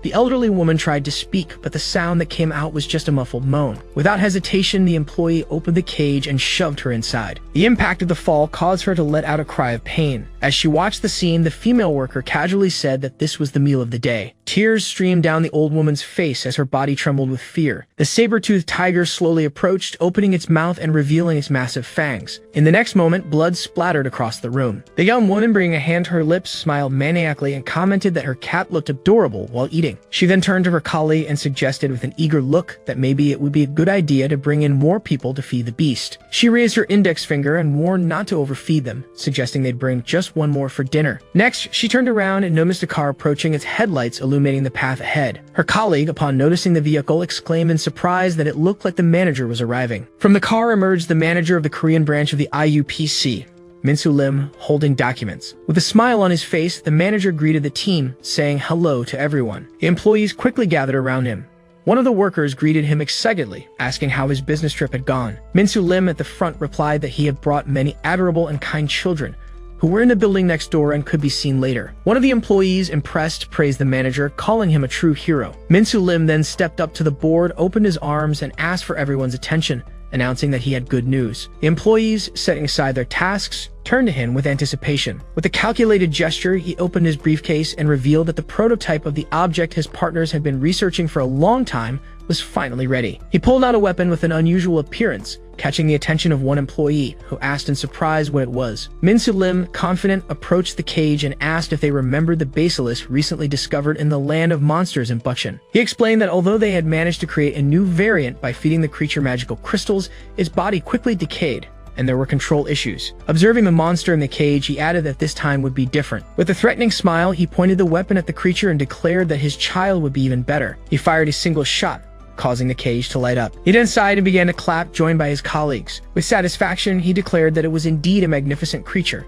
Sometime later, in the 4th class of the saber-toothed tiger's activity site, someone noticed that unlike the previous day, there was now a barrier. With a hand on their face, they reflected on the conflict with the IUPC and concluded that they had realized the saber-toothed tigers wouldn't be eliminated quickly. If they were lucky, maybe they could obtain a magical crystal of that variety that day. Kim Sai-hoo, surprised, looked at the protagonist, but before she could speak, Jang Se-im appeared behind him, grabbed his shoulders, and exclaimed indignantly that Yoo Jae-han had disappeared the previous day. The shock made Kim Sai-hoo bring her hand to her chest, gasping in alarm. Yoo Jae-han turned and asked if there was a problem.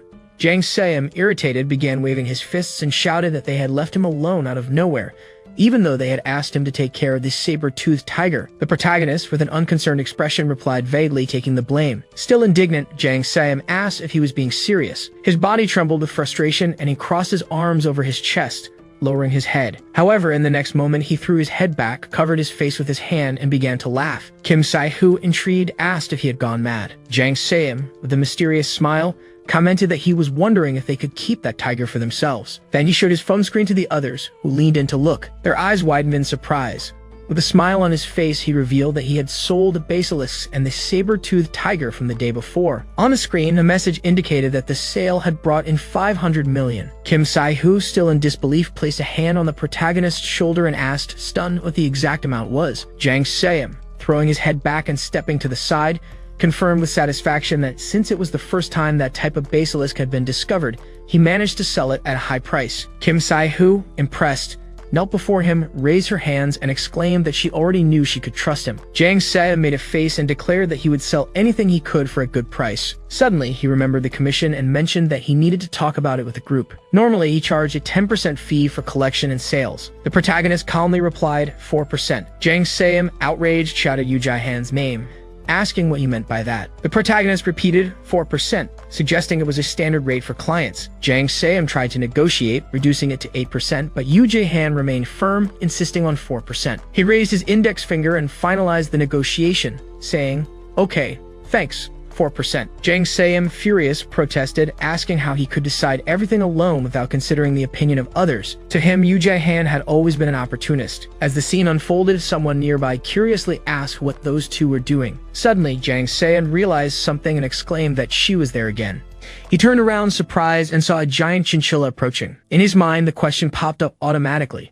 What? Kim Sai-hoo, beside him, looked at Min Yuri and asked, amazed, if she was a tamer. His companion confirmed, adding that if it was her first time seeing her, she should know that she was Min Yuri from the Snowflake Guild. He explained that she was known for exclusively hunting saber-toothed tigers and was obsessed with them. Kim Sai-hoo, surprised, asked what the reason for that obsession was, but he admitted he didn't know. Kim Sai-hoo, watching Min Yuri, commented that she looked amazing. The protagonist then suggested that they quickly enter the monster territory. After all, that tamer was a specialist in hunting saber-toothed tigers, and if they took too long, her chinchilla would grab everything it found along the way. Suddenly, the chinchilla turned toward him. He, cautious, also turned, feeling a chill run down his spine. In his mind, a single question echoed. What? Kim Sai-hoo turned anxiously to Yoo Jae-han, hoping he would take some action. Min Yuri, however, replied that everything was fine and that he should just remain calm. A system window appeared before the protagonist, informing him that the probability of the monster in front of him attacking was less than 2%. In the next moment, the chinchilla licked his face. Kim Sai-hoo and Jang Se-im watched the scene, confused. Min Yuri commented that it was strange to see the creature showing interest in someone else. Tucking a strand of hair behind her ear and smiling, she introduced herself, saying she was Minuri and represented the Snowflake Guild. Yu Jae-han, still being licked by the chinchilla, extended his hand cheerfully and responded that it was a pleasure to meet her. He introduced himself as Yu Jae-han from the Fun Guild and also mentioned the leader of his guild, Kim Sai-hoo. Minuri, a little confused, greeted them with a simple hello. Then she asked the protagonist if he had any hamsters at home. He replied that he didn't own any animals. Thoughtfully, she brought her fingers to her chin and commented that it was strange, as there was no reason for the chinchilla to act that way without a specific cause. Suddenly, Jang Se knelt and took Minuri's hand, introducing himself as the director of a company specialized in collecting monster remains. He offered his help in case she needed assistance dealing with creature corpses.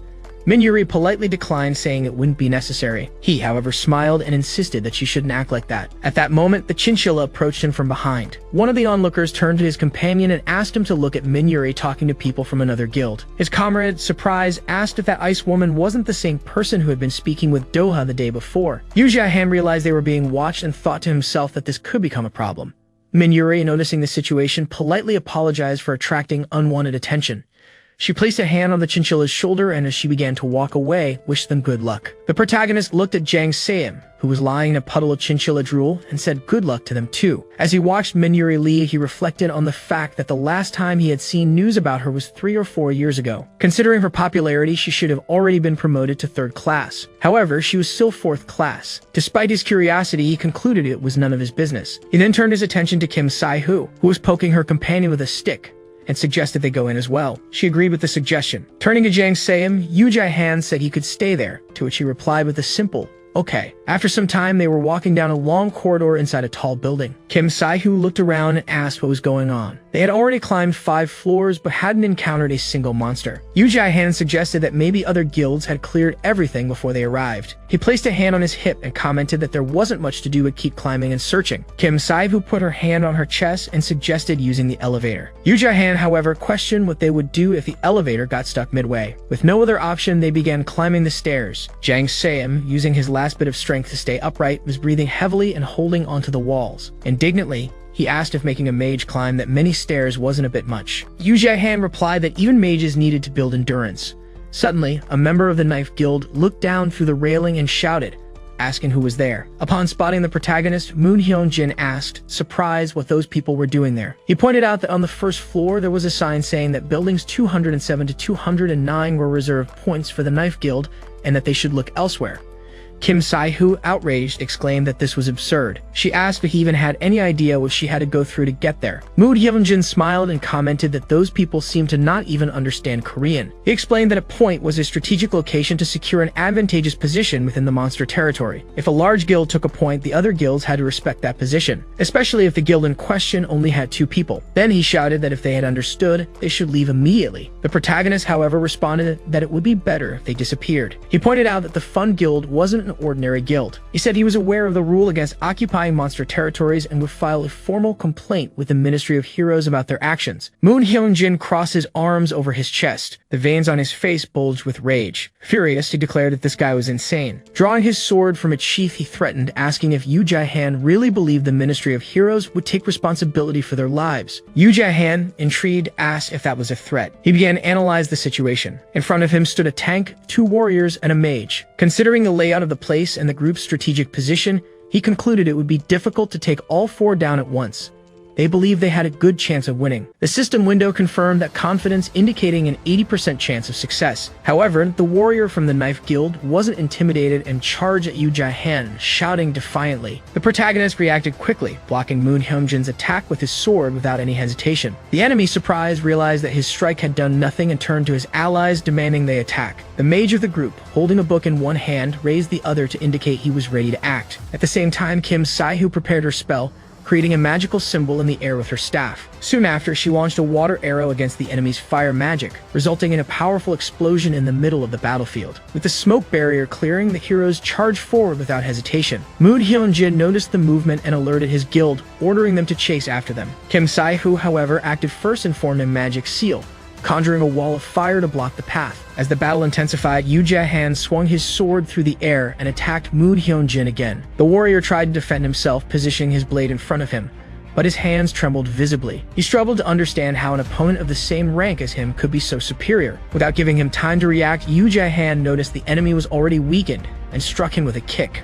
knocking him to the ground. Moon Hyun-jin, outraged, protested, claiming his guild wouldn't let this go unpunished. Yoo Ja-han, unfazed, drove the sword into the concrete next to the fallen warrior's head and calmly asked whether the guild would really take responsibility for their lives. The mage from the Knife Guild hesitated before admitting that they had no chance of winning that fight. Kim Sai-hoo, holding her staff in one hand and a fire orb in the other, suggested that perhaps it would be best to end the confrontation right there. Moon Hyun-jin looked at her in astonishment, realizing that his group was dealing with opponents far more powerful than he had imagined. With no other options, he ordered them to extinguish the fire conjured by Kim Sai-hoo. However, the mage responsible for water magic needed more time to cast his spell. Meanwhile, the group's tank, frustrated, grumbled about the lack of progress in the search for the saber-toothed tigers, believing they were just wasting energy. His complaint, however, was abruptly cut short. Something moved quickly in the shadows, and before he could react, the tank was seized by a gigantic creature. His screams of despair echoed through the area as the monster sank its fangs into his skull, killing him instantly. Horror spread among the members of the Knife Guild. Kim Sai-hoo, watching the scene, placed a hand on her chest and commented that they had heard screams coming from the emergency stairwell. Yoo Ja-han,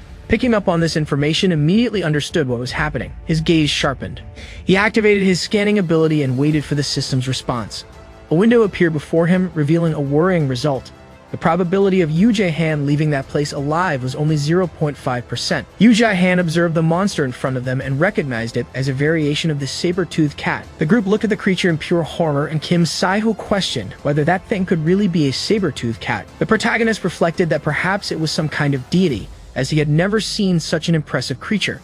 The members of the Knife Guild were equally terrified, their bodies trembling before the threat. The guild's mage, in a state of shock, exclaimed, asking what kind of hellish creature that was. Moon Hyun-jin, hesitant and overcome by fear, suggested that it might be an even rarer variation. Yoo Ja-han tried to coordinate a defense, shouting for everyone to unite. However, Moon Hyun-jin and the mage had already turned their backs and were fleeing in terror. Outraged, Yoo Ja-han shouted for them to stop, reminding them that 4 people alone couldn't handle that threat. But seeing them disappear, he realized the magnitude of the problem and cursed their cowardice. He knew that facing that beast with just 2 people was complete suicide. The monster charged rapidly, and Yoo Ja-han understood that an attack was imminent. Without wasting time, he drew his sword and attempted to block the blow. The creature's strength was absurd, and he felt his body tremble. Had his blade not been coated with elemental magic, it would have snapped in two. He realized that he couldn't just defend himself. He needed to end the fight quickly. At that moment, Kim Sai-hoo cast a wind spell to slow the monster down and shouted for Yoo Ja-han to strike. He charged forward with determination, activating his wind blades for a decisive blow. For a moment, he thought he had succeeded, but before he could react, the monster dodged with surprising agility. In the next moment, a giant paw struck him, hurling him violently against a wall. Dazed, Yoo Ja-han wondered how the monster could be so fast. Kim Sai-hoo screamed his name in concern and fired wind arrows at the creature. The saber-toothed cat dodged the attacks easily and prepared for a counterattack. Kim Sai-hoo realized in horror that she wouldn't be able to dodge in time. At that moment, Minuri's voice echoed, calling out for Chilla. The small chinchilla leaped toward the monster in a swift motion. With a powerful impact, the creature was thrown against the wall, breaking through it and crashing out of the building. Kim Sai-hoo stood in shock at the sight and murmured Chilla's name in disbelief. Minuri approached calmly, explaining that they had heard the explosion and came to check on the situation. She smiled upon recognizing the members of the Fun Guild, saying she was happy to see them again. Kim Sai-hoo, still surprised, recognized Minuri's name. Minuri then turned her attention to Yoo Ja-han, commenting that they would have been in serious trouble if she had arrived a bit later. She looked at the hole in the wall and said she would take care of the creature, asking the group to retrieve Moon Hyun-jin along with Yoo Ja-han. Kim Sai-hoo hesitated,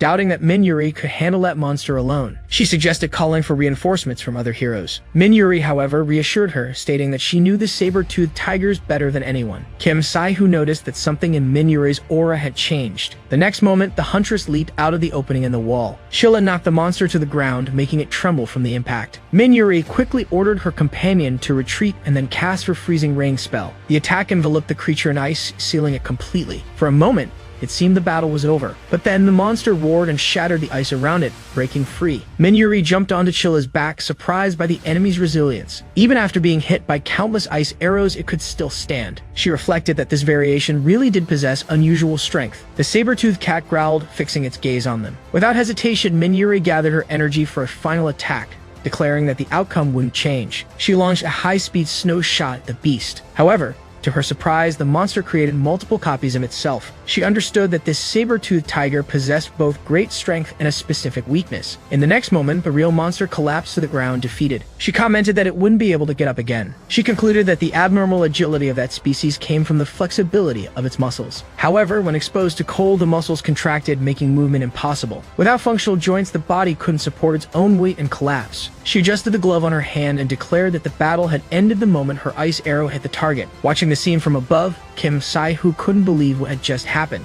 The creature she and Yoo Jae-han had struggled so much to fight had been defeated before their eyes. The protagonist called out to her, and she immediately turned anxious. He warned that they needed to help Min Yuri immediately. She assured him there was nothing more to worry about as everything was already resolved.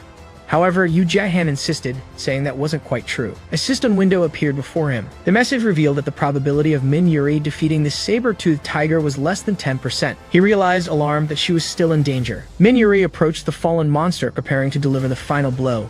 She remembered that she would end it in the least painful way possible. However, before she could strike, the monster opened its mouth and let out a powerful roar. At that moment, several saber-toothed tigers in the area began running toward her. Kim Sai-hoo, holding Yoo Jae-han by the waist, watched the scene with urgency. She realized the roar had summoned all the nearby saber-toothed cats. The protagonist understood what was happening and realized they were in a desperate situation. He turned to Kim Sai-hoo and asked if she could use levitation. She replied hesitantly that her technique wasn't perfect, but she could manage it to some extent. Without hesitation, Yoo Jae-han grabbed her waist and said it was enough. Kim Sai-hoo shouted, outraged, asking where he thought he was putting his hands. Ignoring her complaint, Yoo Jae-han held her hand firmly and made a decision. With a single motion, he pulled her close and activated his acceleration. Kim Sai-hoo's eyes widened, feeling the sudden speed. Tears formed in her eyes as she screamed desperately for him to wait. She realized, too late, that he hadn't even explained what he was about to do.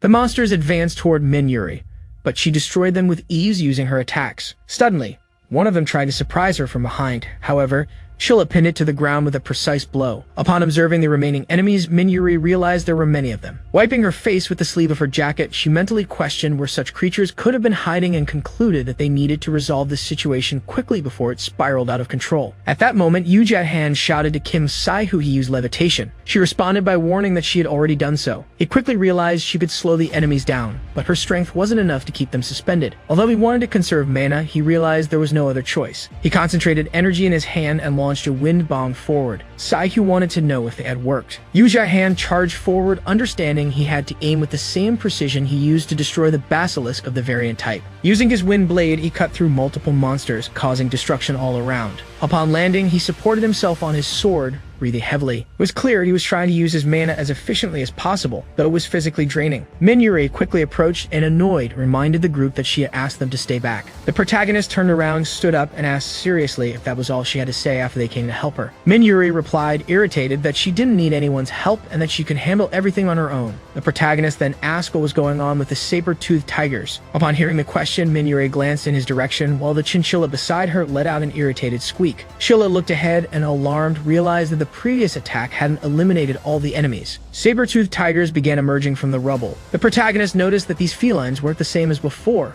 and the monsters seemed to be summoning more creatures. Surprised, Min Yuri realized the joints of the main creature had already been restored. Yoo Jae-han declared that he didn't understand how that was possible, but suspected the cat had regenerative abilities, something he had never seen in saber-toothed tigers. Before he could explain further, Min Yuri recalled her injured sister, begging her to flee during the battle. Looking at her blood-covered hands, she was overtaken by horror. Back in the present, the protagonist walked toward her, turned around, and commented that most of the enemies had already been defeated, while the main one was only lightly injured. He believed that if they all worked together, they could defeat it. However, Min Yuri didn't listen and rushed ahead. The protagonist, outraged, shouted her name and wondered why she was acting so recklessly, concluding that it was no surprise she preferred working alone. Determined, he asked Sai-hoo to cover him. She ran to him and replied that she understood. Meanwhile, several saber-toothed tigers charged toward the group, but Min Yuri managed to repel them with her attacks. Soon, she was positioned in front of the main monster. One of the tigers tried to ambush her from behind, and she shouted that she didn't need interference. However, another feline approached her from the side, and Min Yuri realized in alarm that the monster had regained its strength with incredible speed. When the creature tried to strike her with its paw, the protagonist was already approaching, drawing his sword. He remarked that if he were the monster, he wouldn't eat something cold, as it would cause a stomachache. Then he launched a direct attack with all his energy. The chinchilla followed him, delivering precise blows, while Kim Sai-hoo used her wind magic to pierce the enemy's body. The protagonist was confident that victory was near. He leaped for the final blow, but was stopped by Min Yuri, who stepped in front of the monster, shielding it with her body, and asked him not to kill it. Surprised, the protagonist stopped and asked what she was doing. He said they needed to destroy the monster before it regenerated, but Min-Yuri insisted she needed a saber-toothed tiger alive because she wanted to capture that rare species without harming it. Not understanding her reasons, the protagonist questioned her sanity, stating that she shouldn't interfere. When Min-Yuri prepared to attack, she hesitated and shouted that she couldn't. The protagonist was furious and asked why she was acting that way. At that exact moment, the saber-toothed tiger behind them began to glow and rose onto its feet. Yu Jae-han watched the scene in horror, wondering what was happening. He realized more tigers were approaching and Kim Sae-hoo shouted, warning that the monster was calling reinforcements. Yu Jae-han, concerned about his limits, thought his mana was nearly depleted and wondered what they would do next. Suddenly, Jun-woo intervened, calling the situation pathetic. He extended his hand forward, channeling energy, and activated gravity control at 9 grams intensity. Kim Sae-hoo, alarmed, asked who they were. Yunsik, observing the others, commented that they still behaved like amateurs. The protagonist furrowed his brow, thinking that even after passing the promotion test, they still couldn't handle a few cats. The disappointment was evident. Hans Su, with an ironic smile, cracked his knuckles and claimed he wasn't a prodigy after all. Hyen in turn admitted she was impressed they had lasted this long. Drawing her sword, she prepared to fight. Yunsik asked them to stop chatting and suggested they finish the battle quickly. Yu Jae-han thought of Bang Yunsik's team. While all of this was happening, Min Soo-lin watched from atop a building. With a slight smile, he commented that the big shots had finally shown up. Looking through binoculars, he said he believed it was the third-class team from the Data Guild. He had hoped a first-class group would join the fight, but it seemed he had waited too long. Then he lowered the binoculars with a smile. A subordinate approached and asked what the next step would be. Min Soo-lin replied that for now, there was nothing else to do and suggested they retreat. Although it wasn't a victory, it hadn't been a defeat either. The only issue was that the mana crystal had dispersed throughout the body at the last moment. Even so, the power stored within it was impressive, and the team would continue to follow the schedule. At that moment, standing among the corpses of the saber-toothed felines, Hans Su questioned in disbelief what was going on. Yunsik replied that it seemed the heroes department would have a lot of work ahead. Both watched anxiously as the mutant monster continued to grow in size. Meanwhile, people wearing special suits were helping the heroes exit from inside the creature. Min-Yuri and Shilla passed through the barrier, and Min-Yuri turned to look back one last time. 1 week later, in the casual building of the guild, the protagonist was lying on the sofa staring at his phone screen. On the screen, it read, 20 casualties per inch in the 4th class monster territory. It was an article addressing the need to revise the current system for classifying monster territories. The text suggested that more discussion was necessary to update the classification of the saber-toothed tiger to meet the criteria of the heroes department. Someone approached and asked what had happened at that place. Clenching his fist, the protagonist replied that the monster territory they had visited had been in the news for several days.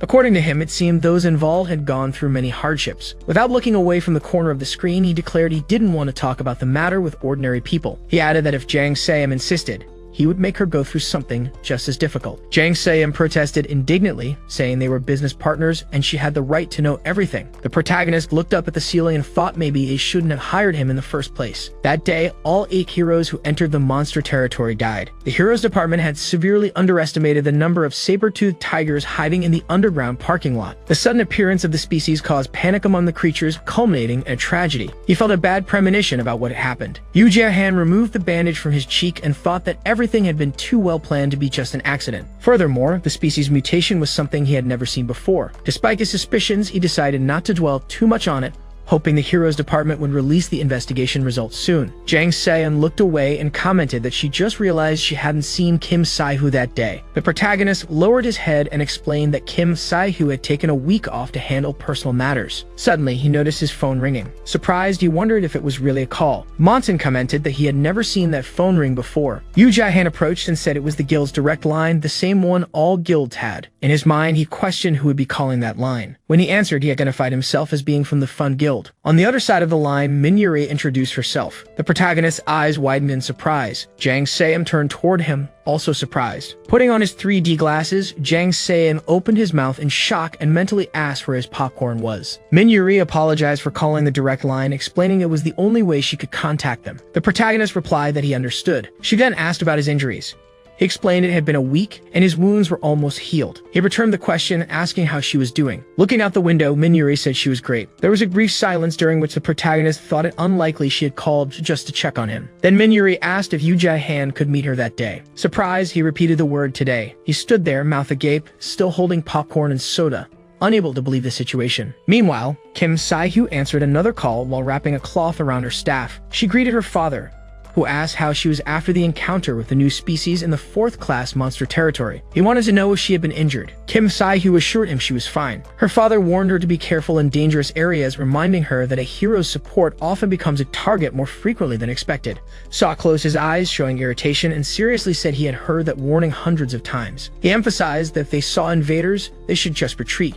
She replied that she was aware. Her father, Kim Ji-ono, the chief researcher at the Kyoto Monster Research Institute, expressed satisfaction knowing she was working with someone reliable. Kim Sae-hoo, a bit embarrassed, said Yoo Jae-han had been a great help to the guild. She said that if she hadn't met him, she would still be stuck. He commented that he would like to meet him someday. He took out a photograph and observed the hero who had inherited his mother's elements. He showed great interest in learning more about him. At that moment, an employee entered the office and informed Kim Ji-ono that he was needed to study a newly arrived sample. Kim Ji-ono adjusted his glasses and said he would be there shortly. He asked them to start without him if necessary. Before leaving, he said he had to go because something had happened. Kim Sae-hoo looked at the phone worriedly and asked when he would come to Korea. He answered that he would come for his mother's death anniversary and that they would talk more then. She commented that it was typical for him to say just what was necessary. Then she stretched and said she needed to take care of household chores. At that moment, Jang Se-am called her. Looking at the phone, she wondered why he would be calling now. Later, the protagonist was on the street and recalled when Jang Se-am, smiling, had handed him a bracelet. He said that lucky whiskers would bring good luck. He wished him luck with whatever came his way. The protagonist looked at the bracelet on his hand and thought he only wore it so Jang Se-am would stop whining. Soon after,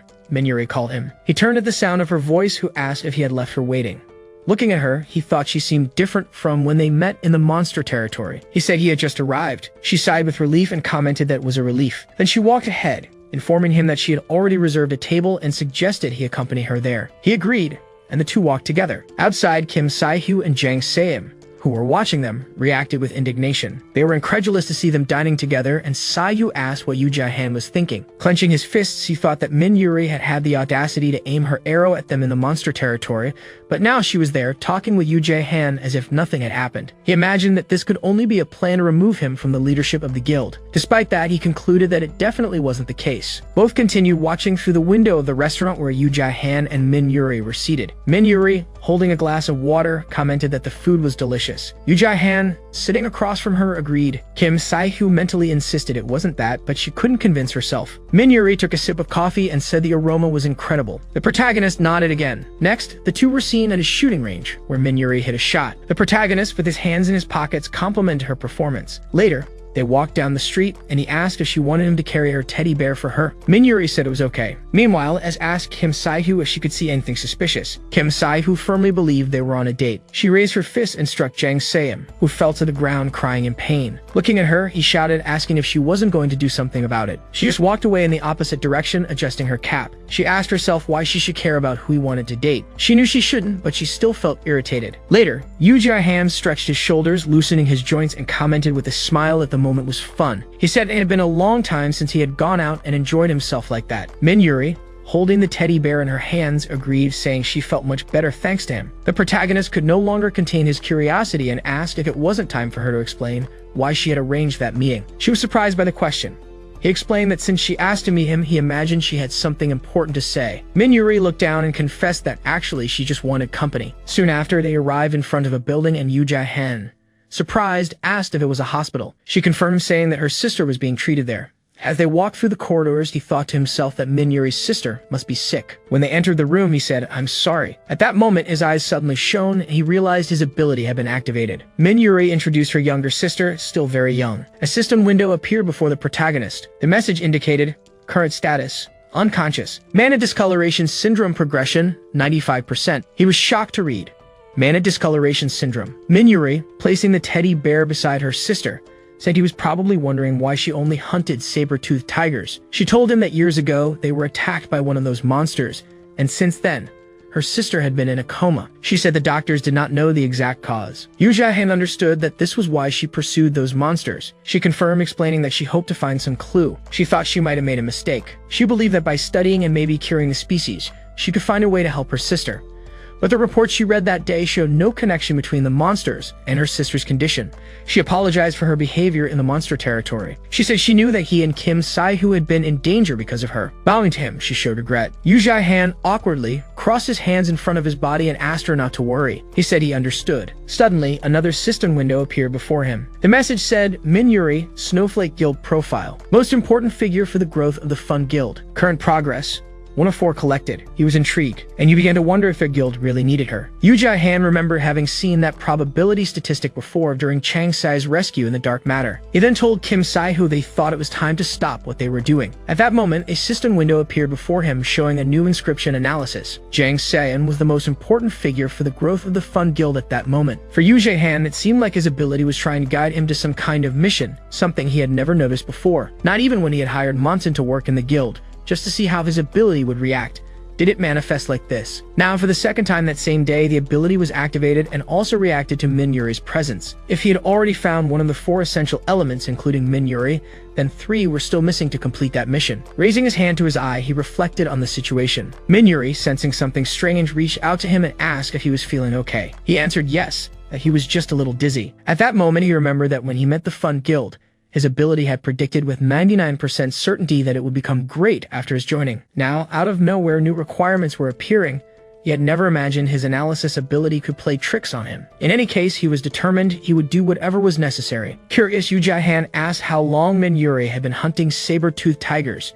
She seemed confused by the question, but answered that it had been about 4 years. He then wanted to know if during that time she had found any clue on how to get her sister out of the coma. She confirmed that this was true. Yu Jai-han commented that maybe it wasn't his place to say, but considering she still hadn't found the solution, he didn't think it would be a bad idea to try a new approach. Faced with the suggestion, Min Yuri looked at him and asked what exactly he was talking about. With a calm gesture, Yu Jai-han took an ointment and held her hand, saying he would give a simple example. He explained that when suffering a cut or wound, the usual procedure was to disinfect the area and apply some ointment. Then he rolled up his sleeve and showed the scars on his arm, asking if she knew which product he usually used. She shook her head and he pointed to the scars, explaining that one of the most common ingredients in the ointment was Centella asiatica, also known as Indian pennywort. It's a very common plant found in mountains and fields with antibacterial and anti-inflammatory properties among other beneficial effects. He continued saying that although those plants had not yet turned into monsters, many researchers believed that simply applying the leaves or stems wouldn't help heal open wounds. It was the extract that had the healing properties. He found it interesting how these small plants, even without direct relation to the cause of the wound, were an essential part of the healing process. Min Yuri looked away and stayed silent, perhaps thinking that her sister was in a similar situation. Maybe the cause of the critical condition was not directly linked to the saber-toothed tigers. In Yu Jai-han's mind, it was obvious that Min Yuri already knew this, even without him having to say it. Still, she kept going forward, driven by an obsession for revenge against the monsters that had hurt her sister. In silence, she approached the unconscious girl and placed her hand on her head. It was at that moment that Yu Jai-han revealed he had a proposal. Upon hearing that, she turned with a surprised expression. He explained that he wanted to formally hire her. She, surprised, asked if he really intended for her to join the Fun Guild. He confirmed firmly. He said that if she accepted, everyone in the guild would do their best to help find a cure for her sister. He assured her it was not an empty promise, and that they could even include it in the contract if that would make her feel more secure. Min Yuri put her hands to her chest and looked at him with some embarrassment. Yu Jai-han then activated his analysis ability. A new system window appeared before him with important data: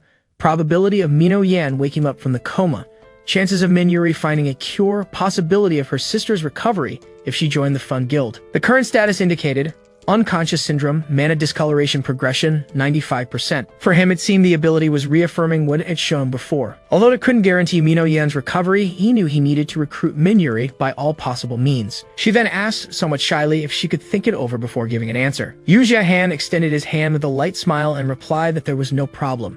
Min Yuri thanked him, and he concluded that at that moment, the best thing was to let her reflect calmly. Then he left the room and waved to her, saying he didn't want to disturb her any longer and would leave her alone. She nodded, saying it was okay, and apologized for having dragged him there. The protagonist looked at his own hand, took off his bracelet, and said he needed to give her something. She approached and asked what it was about. He then placed the bracelet in her hands and explained it was made of lucky whiskers, an item known to bring good luck. He also commented that he thought it would suit her sister better than him. She smiled, accepted the gift gently, and thanked him, saying she was sure Soyan would like the bracelet. The protagonist turned to leave and informed her he was going now, hoping for a quick answer. She smiled shyly and just replied with an "ok bye." Sometime later, at the Ministry of Heroes, the head of the Cause Guild parked and Jun crossed his arms, saying they were already late. A ministry employee walked to the podium, took the microphone, and announced that they had waited enough. Even with the absence of one of the guilds, the meeting had to start. Doha entered the room scratching his head and with ironic seriousness asked who was responsible for calling a meeting at such an absurd time. To him, it seemed like there wasn't even anyone important there. Park Jungzap reprimanded him, reminding him that he had said many times they needed to hurry. Doha put his hands in his pockets and commented that he was already involved in trouble elsewhere, so he didn't see the point in being there, especially with the leader of the Warriors Guild. Kang Junil, with his arms crossed, indignantly retorted that for someone late, he was talking too much. He said it was obvious that everyone was just waiting for him, calling him a lazy idiot. Doha looked at him, smiled, and mocked, saying it seemed like someone had come back from the dead. He mentioned hearing that his guild had been destroyed by a first-class guild. Kang Junil stood up angrily, clenched his fists, and shouted that it would take much more than that to defeat them. He declared that they had eliminated that guild a long time ago. Doha just laughed in response. The master of the Red Hall Guild, Bak Gang Chien, sighed deeply and asked if it was really necessary to make so much noise. He rested his face on his hand and commented that even being a guild leader, Kang Junil was still immature. He said he thought Kang Junil would have learned his lesson after being beaten up, but realized that it had no effect at all. Kang Junil frowned and confronted him, asking if Bak Gang Chien had any complaints to make, to call them outside to settle it. Bak Gang Chien refused the challenge and questioned why he would waste time fighting a visibly weaker opponent. In a provocative tone, he mentioned that in their fight history minus 103 matches, Jun had won 52 and lost 51, while Doha had won 51 and lost 52. Kim Minjong, leader of the Snowball Guild, watched the scene and disdainfully commented that they still tried to silence each other. She accused them of acting like children, questioned why men always felt the need to prove something. Doha then turned to her with a smile and said it had been a long time since they last saw each other. He asked if 3 years had already passed and joked if she was trying to look older on purpose. Kim Minjong slammed the table indignantly,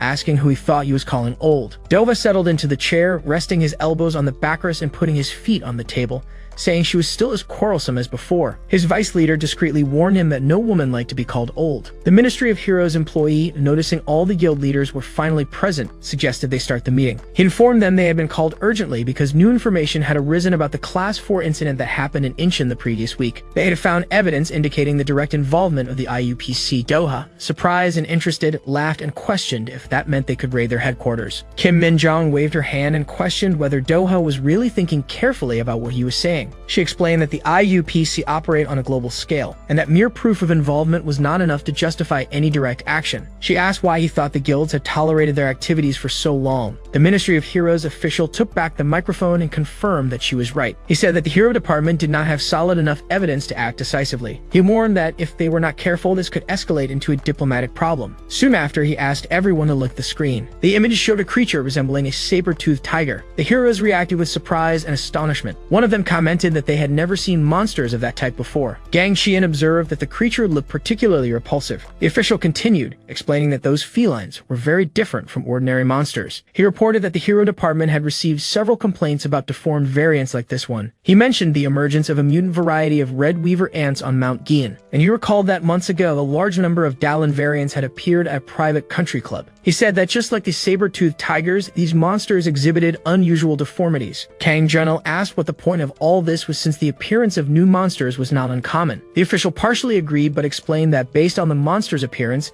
they could not be classified as simple special variants. He revealed that DNA analyses conducted by the Monster Research Department had identified a new genetic variation exclusive to the saber-toothed tigers. Kim Minjong reacted with surprise, asking if he was really talking about a new genetic variation. She asked him to get straight to the point. The official explained that inside the creature, there was a mana crystal. He reminded them that mana crystals are special materials that normally appear in various monster species. He said the department concluded that these variants appear when mana crystals with high energy content fuse with monsters. Still, he warned that these mana crystals could not be artificially created with current technology. However, the crystal found in that new variant was different. It had been artificially created, and more surprisingly, it was in liquid form. One of those present reacted in shock, asking if he was really claiming that someone had manufactured a liquid mana crystal. He pointed out that current technology did not allow for such creation. He then asked who could have done that. Hyung turned to Doha and asked if he knew anything about it. Do-ha denied, saying he had no idea. He only knew mana crystals as energy sources that elementals tend to absorb. He suspected that the recent increase in unknown species might be linked to experiments with liquid mana crystals. With a manic smile, he said he had no doubt about who was behind those grotesque experiments. Gang Qian commented that all of this was interesting, but there was still one unanswered question. He wanted to know what the connection was between all of this and the IUPC. He reminded everyone that at the start of the meeting, there had been mention of evidence linking the IUPC to the case. One of the workers intervened and reported that on the day of the saber-toothed tiger incident, suspicious individuals were seen at the guild facilities. They had been captured by a surveillance drone. The person shown in the images was identified by facial recognition software. His name was Lim Min Su. He was 33 years old, and the department was sure he was a manager of the IUPC. He had previously worked as a researcher in the Department of Magical Engineering, but had been dismissed 4 years ago. Gang Qian asked for more information, inquiring about which incident it was about. The official replied that records indicated he had stolen a mana crystal from the research center. He also stated that Lim had conducted illegal human experiments. Based on the evidence, the Hero Association considered him the prime suspect in the case. To apprehend him as soon as possible, they were requesting everyone's cooperation in the investigation. Later, Yu Jiahan was standing at a bus stop. A nearby young man pointed his cell phone at him and commented to a friend that the guy was worth paying attention to. The other asked what was strange about the clothes he wore and if he happened to think he was a hero. They laughed together, mocking the idea that a hero would be waiting for the bus at that hour. Meanwhile, the protagonist was typing messages to Sai-Hu. He wanted to know if she was coming to the office that day because he had something important to tell her. He noticed that Sai-Hu still hadn't woken up and wondered why she hadn't responded. He told himself he needed to talk to her today. Even without Min Yuri's reply, he thought it better to soon discuss the possibility of hiring her. He thought that with her experience, she would be an excellent addition to the guild, even without considering his special ability. He sighed, recognizing that the only problem was the lack of funds. Bringing someone like Min Yuri would be expensive. Still, he recalled they had some money saved. Jiang Sam had made a good profit selling monster scrap. If they negotiated well, maybe they could pay enough to hire her. At that moment, a taxi stopped beside him. The driver asked if he wasn't going to get in. He ran to the car hurriedly and answered yes, of course. He told himself he needed to go to the office. After getting in the car, he turned to the driver and asked to be dropped off at the corner of 5th Street. The taxi driver confirmed, and then, looking at him through the rearview mirror, asked if he was one of the heroes. It was obvious from the clothes he wore. Yu Jiahan confirmed the driver was right with a slight smile. The man behind the wheel laughed, excited by the situation, thinking he never imagined giving a ride to a hero. He thought he would definitely tell this story to his taxi colleagues during lunch. Yu Jiahan found the gesture kind and thanked him with good humor. The driver then looked at the young man more closely and guessed he must be from one of the big guilds, given his posture and firm gaze. He mentioned well-known names like the Red Hall, the Warriors, the Dice, and even the Face Guild, all recently prominent. Yu Jiahan simply denied and explained that he was part of a new guild called Fun, probably unknown to most. To his surprise, the driver recognized the name and associated the guild with the recent saber-toothed tiger case at the Green Cape Apartments. Yu Jiahan was astonished and wanted to know how he knew about that. The driver replied with a smile, saying he lived in that area. The coincidence surprised Yu Jiahan even more, and he expressed his gratitude. The driver glanced outside the car, lamenting having witnessed that so early in the morning. Yu Jiahan followed his gaze and realized they were talking about the young hybrid girl on the street. The driver confessed that hybrids made him uncomfortable. Yu Jiahan wanted to know why and heard that because of the animal nature of those beings, there were rumors they could lose control. The hero noted that she looked just like a normal high school girl wearing a school uniform. He guessed she was a transformed hybrid. The driver, however, insisted that it didn't matter her appearance or age. According to him, hybrids were not like humans, and while heroes might be able to deal with that, ordinary people like him wouldn't stand a chance against an attack. Yu Jiahan remained silent, reflecting. He knew that after so many invasions and tragedies, it was natural for ordinary people to carry such prejudice, but still, she was just a child. He thought about how many times she must have been judged for being a half-elf, and then something caught his attention. Two suspicious figures appeared behind the girl, entering an alley. He immediately suspected their intentions. He warned the driver that he was going to get off right there. The driver protested, reminding him that they were still far from the destination. But Yu Jiahan had already jumped out of the car, leaving the driver indignant for not having been paid the fare. The hybrid, for her part, sensed she was being followed and took off running. The pursuers noticed and hurried after her, complaining that she had noticed their approach. One of them managed to grab her and pressed a cloth with a sedative substance against her face, preventing her from screaming. With satisfaction, he commented that she was a young hybrid, the kind of prey that was very valuable. The other agreed, saying they had hit the jackpot and that their most important clients would be happy. It was at that moment that Yu Jiahan arrived. He appeared beside them, interrupting the scene, and asked what they were doing. Faced with the threat, the two men hesitated. Yu Jiahan warned that he would count to 3, and if they didn't release her, they would die. With his hand already on the hilt of his sword, he began counting without waiting for a response. He ran forward, determined. He thought 3 seconds was way too long. However, before he could attack, a huge man appeared in front of him, blocking the way. With an intimidating look, he made it clear that this was none of Yu Jia-han's business. He said that he shouldn't get involved even if he was a hero. Yu Jia-han stopped for a moment and, surprised, mentally questioned who that man was. Sometime later, at the headquarters of the Fun Guild,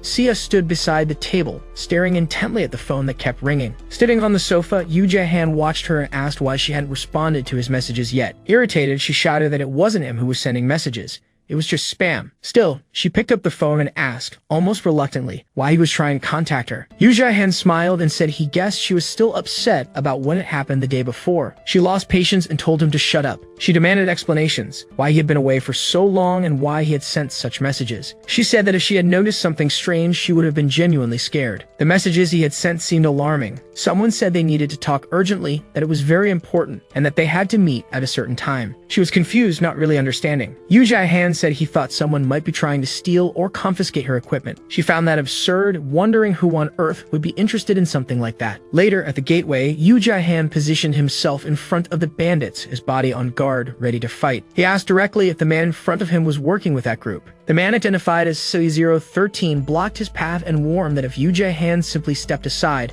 no one would blame him for anything, but since he had decided to interfere, that meant he needed to die right there. Yu Jia-han didn't take his eyes off his opponent. He noticed the movement of his hand coming toward him and realized this was not someone to negotiate with. Stai-013 punched the ground, causing a crack, and demanded to know where the hero was. Yu Jia-han appeared behind him and replied that the hero was right there, just behind him. Startled, the opponent turned around, violently waving his arms, swearing he would kill the so-called hero. At that moment, Yu Jia-han managed to position his sword under the enemy's arm, and a purple aura of energy filled the environment. The confrontation between the two was intense and prolonged. Yu Jia-han assessed that his adversary's attack was clearly imbued with mana. Otherwise, he wouldn't have been able to block his blade. He concluded he was indeed dealing with another hero. Meanwhile, the rest of the criminal group was loading boxes of medicine into a vehicle, hurrying to leave. They shouted that they had to move quickly and get everything into the car before someone interrupted them. Yu Jia-han noticed the movement and, gritting his teeth, concluded that if he didn't act fast, they would escape. Sai-013 prepared another attack, yelling at his opponent not to turn his back. He struck the ground again but missed because Yu Jia-han had jumped to the side. The hero thought about limiting the damage considering they were in a residential area, but knew he couldn't hesitate any longer. He had to defeat him once and for all. Not far away, Sai-015 watched the scene calmly. He decided to intervene, saying the fight had gone too far. He couldn't allow them to destroy the entire neighborhood. Yu Jia-han noticed the interference and stayed alert. Sai-015 smiled, relieved that they were in a hurry. He said that normally they killed all witnesses, but there was no time to deal with him that day. Yu Jia-han studied him carefully, noticing that this man was also capable of manipulating mana. They were all involved somehow. Sai-015 called a colleague, reminding him the mission was supposed to be completed quietly. He complained that even though it was the partner's first job, he had already caused too much trouble. Maybe the boss wanted to talk to him personally afterward.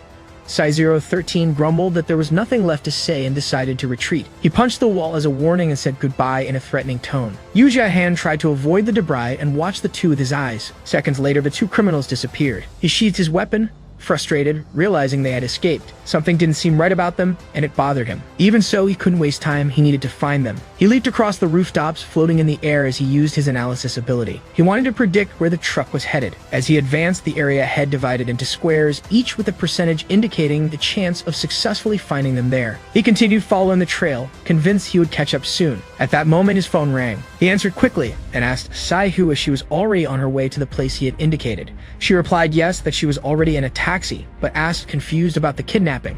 She hadn't understood well. Yu Jia-han confirmed firmly. He said he had seen the moment when they kidnapped a young hybrid. Worried, she repeated the question, fearing she had heard wrong. He explained he was following the kidnappers and needed her to call the police immediately. He promised he would get back in touch as soon as he had news. Sai-hu ended the call with a heavy heart. She stared at the phone silently. She frowned, reflecting on what he had just said. Another kidnapping involving someone of another species. She recalled that a wave of hate crimes between species had been spreading for some time, and wondered, anguished, why it still hadn't stopped. The protagonist found himself in front of an abandoned house with broken windows and walls covered in soot. He approached silently, feeling a growing tension in his chest. His eyes caught something familiar, a truck parked in the corner of the lot, partially hidden by bushes. He was sure it was the same vehicle he had seen before. Inside, a man was curled up asleep in the driver's seat, his face partially hidden by an ordinary mask. Yu Jia-han approached and knocked on the window with his knuckles. waiting for a reaction. The man woke up with a start. His eyes blinked several times before focusing on the visitor outside. In an instant, fear took over him. He began trembling visibly while clutching his phone with both hands. Frightened, he screamed in panic, asking how that guy had managed to find them. Yu Jai-han, wasting no time, broke the window with a sharp strike and snatched the phone from his hands. With a dry, ironic tone, he commented that maybe the other hadn't heard him knocking, and that you shouldn't keep him waiting. He ordered him to get out of the car immediately. The masked man hesitated, trembling, asking him to wait, saying he wasn't a hero and that he could explain everything. But Yu Jai-han didn't want to listen anymore. He ripped the door off brutally and started pulling him out of the vehicle, ignoring the panic screams. The blade of his sword gleamed under the dull moonlight as he positioned it against the kidnapper's neck. With controlled coldness, Yu Jai-han informed him that, as a hero, he had the right to arrest any criminal caught in the act, and if necessary, decide whether he would live or not. He gave him one last chance to explain himself. The man muttered almost inaudible curses, while on the other side of the property, inside the abandoned building, the real horror was unfolding. The room was damp, dark, smelling of mold mixed with fear. Hostages were tied up in rows, their bodies still and trembling with terror. A burly figure entered carrying a young woman over his shoulder as if she were just another piece of merchandise. When he placed her in front of another man with a more imposing appearance, the latter crossed his arms and looked at the new acquisition with cold eyes. He wanted to know if this was the special product they had captured that day. The carrier nodded, explaining she was a hybrid, a young woman with feline features exactly as the VIP client had requested. The girl was stretched out on the floor, her eyes wide open, her mouth covered by tape that prevented any coherent sound. Suddenly, in a desperate impulse, she managed to let out a muffled scream, demanding to be let go. The boss just watched with interest. He commented that she still had plenty of energy. Even trembling, she gathered strength to shout that she would pay any amount she had in her pockets, begging for freedom. The man laughed at the offer and sarcastically asked how much money she thought she was worth. She hurriedly replied, 2 million, which she had earned working all weekend. It was all she had. The boss's eyes widened, visibly surprised. 2 million was more than he expected from a girl like her. But soon the enthusiasm turned into contempt. He said that as much as that money was the result of effort, sweat, and sacrifice, it was still insignificant. He grabbed her hair brutally and leaned in, smiling cruelly. Compared to the 900 million they would make from her sale, and that amount was pocket change. He added that he had heard they were planning to use her in experiments. He said she shouldn't be so upset.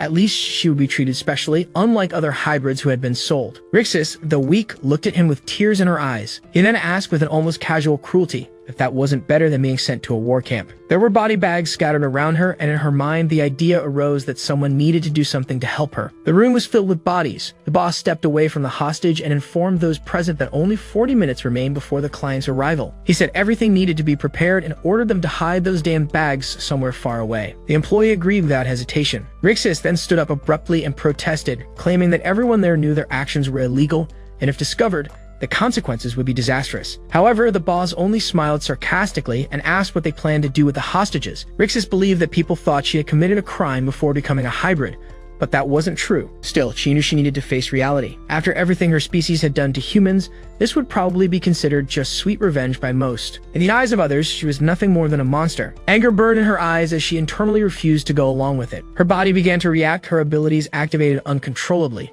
and she understood she needed to escape even if it drove her into madness. However, suddenly she felt her abilities being blocked. Surprised, she tried to understand what was happening and why her power was failing. The employee approached and coldly explained that she was unable to use her mana. Frightened, she barely had time to react before being brutally thrown to the ground. Her face was pressed against the floor as she questioned what they had done to her. The man responded indifferently that they had injected a mana suppressor, something very effective against hybrids. He added that everyone was aware of her little games and had therefore taken all precautions. The boss then asked the employee to be gentle as the merchandise shouldn't be damaged. While coughing and moaning in pain, the employee commented that if she didn't learn to obey, she would cause even bigger problems in the future. The medicine was applied again and the boss smiled, saying he believed she had received the message. He ordered that she be taken to the hotel and warned that if she tried to cause trouble again, it should knock her out. The employee nodded silently. Suddenly, the boss began to tremble, and those around him did as well. Panic set in as they asked if something was happening above them. Supposedly, there was a special person positioned to deal with this kind of emergency. That was when the protagonist appeared beside them. With a single blow, he made the surrounding stones explode, causing a deafening crash. Entering the room, he raised a cloud of dust.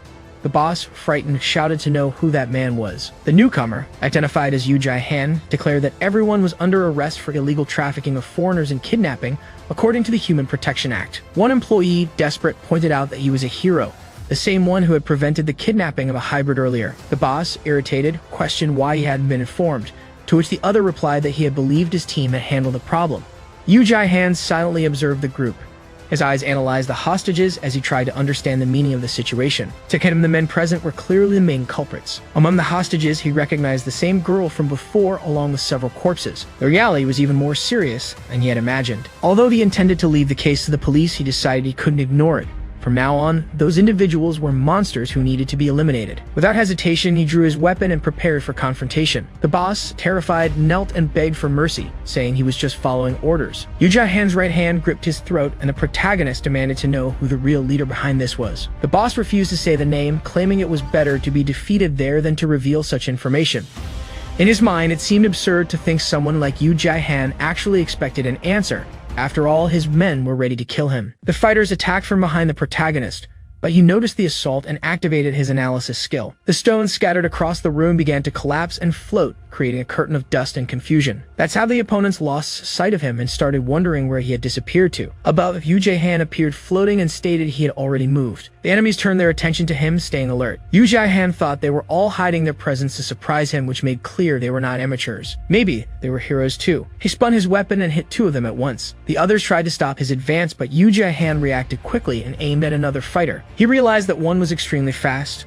Over time, he managed to defeat all the combatants, leaving only the boss. The boss, in shock, began to tremble and murmured that this was impossible. He thought his men were among the strongest, even comparable to level 5 heroes. The protagonist then advanced on him and warned him not to try to escape. After some time, there were several injured scattered across the room. The employee and the boss lay on the floor, moaning in pain. Yu Jae-han freed the hostages, and as he did, one of the prisoners asked who he was. He replied that he was there to help them and said she was now free. While untying her hands, he said the police should already be on their way and asked her to tell what had happened that day. She nodded but said she would only share important information. She looked around and asked about the others. Yu Jae-han, with a sorrowful expression, replied that he was sorry, but no one else had survived. She remained silent, trembling, until she began to cry. She questioned why they were being treated that way since none of them had asked to be born. She said she didn't understand why everyone considered them monsters, and that it was deeply unfair. Yu Jae-han watched her with sadness, wanting to say something to comfort her, but no words came out. Deep down, he knew nothing he said would change that reality. At that moment, the members of the Fun Guild and the police approached the building, shouting that the guild's hero had captured the kidnappers. The police confirmed the information and ordered all units to act cautiously. Custodio stood in front of the building, showing great concern. Meanwhile, in a small cozy building, Min-Soo Lim was sitting at a table next to a companion. He said he really appreciated the time the other had taken to be there. The other smiled and replied that actually he was the one thanking him for the invitation. Min-Soo raised his small cup and, smiling, commented that the sample provided had been very useful. He said he had almost mastered the ability to control mana crystals with 100% precision. The companion confirmed, saying he had also heard about him on the news. It seemed they were drawing quite a bit of attention and the association was already watching their actions. Despite this, they still managed to operate without major difficulties. At that moment, he poured a drink into a small glass for the acquaintance. Min-Soo Lim laughed and said that of course there was nothing to worry about. He commented that if he were to be honest, he didn't want any more trouble, as there were already enough bad news that day. He raised the cup before his face and asked what he meant by that. His interlocutor asked if no one had told him anything. He explained that it seemed a minor plague was spreading through one of the factories and that the police were now investigating the entire area. The factory contained many valuable materials that could be used. Because of this, the supply had been interrupted. He said he didn't know if it was a coincidence, but the saboteur who had discovered the warehouse was the same one who had defeated the mutant saber-toothed cat. He believed this needed to be dealt with quickly and discreetly. Meanwhile, in the building where the hostages were, the protagonist took Roos outside. Min-Soo Lim took a sip of his drink and commented that he couldn't believe something of that magnitude could happen. However, he said it wasn't something she should personally worry about. After drinking, purple waves began to form on his face. Hey everyone, did you enjoy this story? I really liked it. If you want to follow the next part, make sure to subscribe to the channel and leave a like. See you in the next story, guys.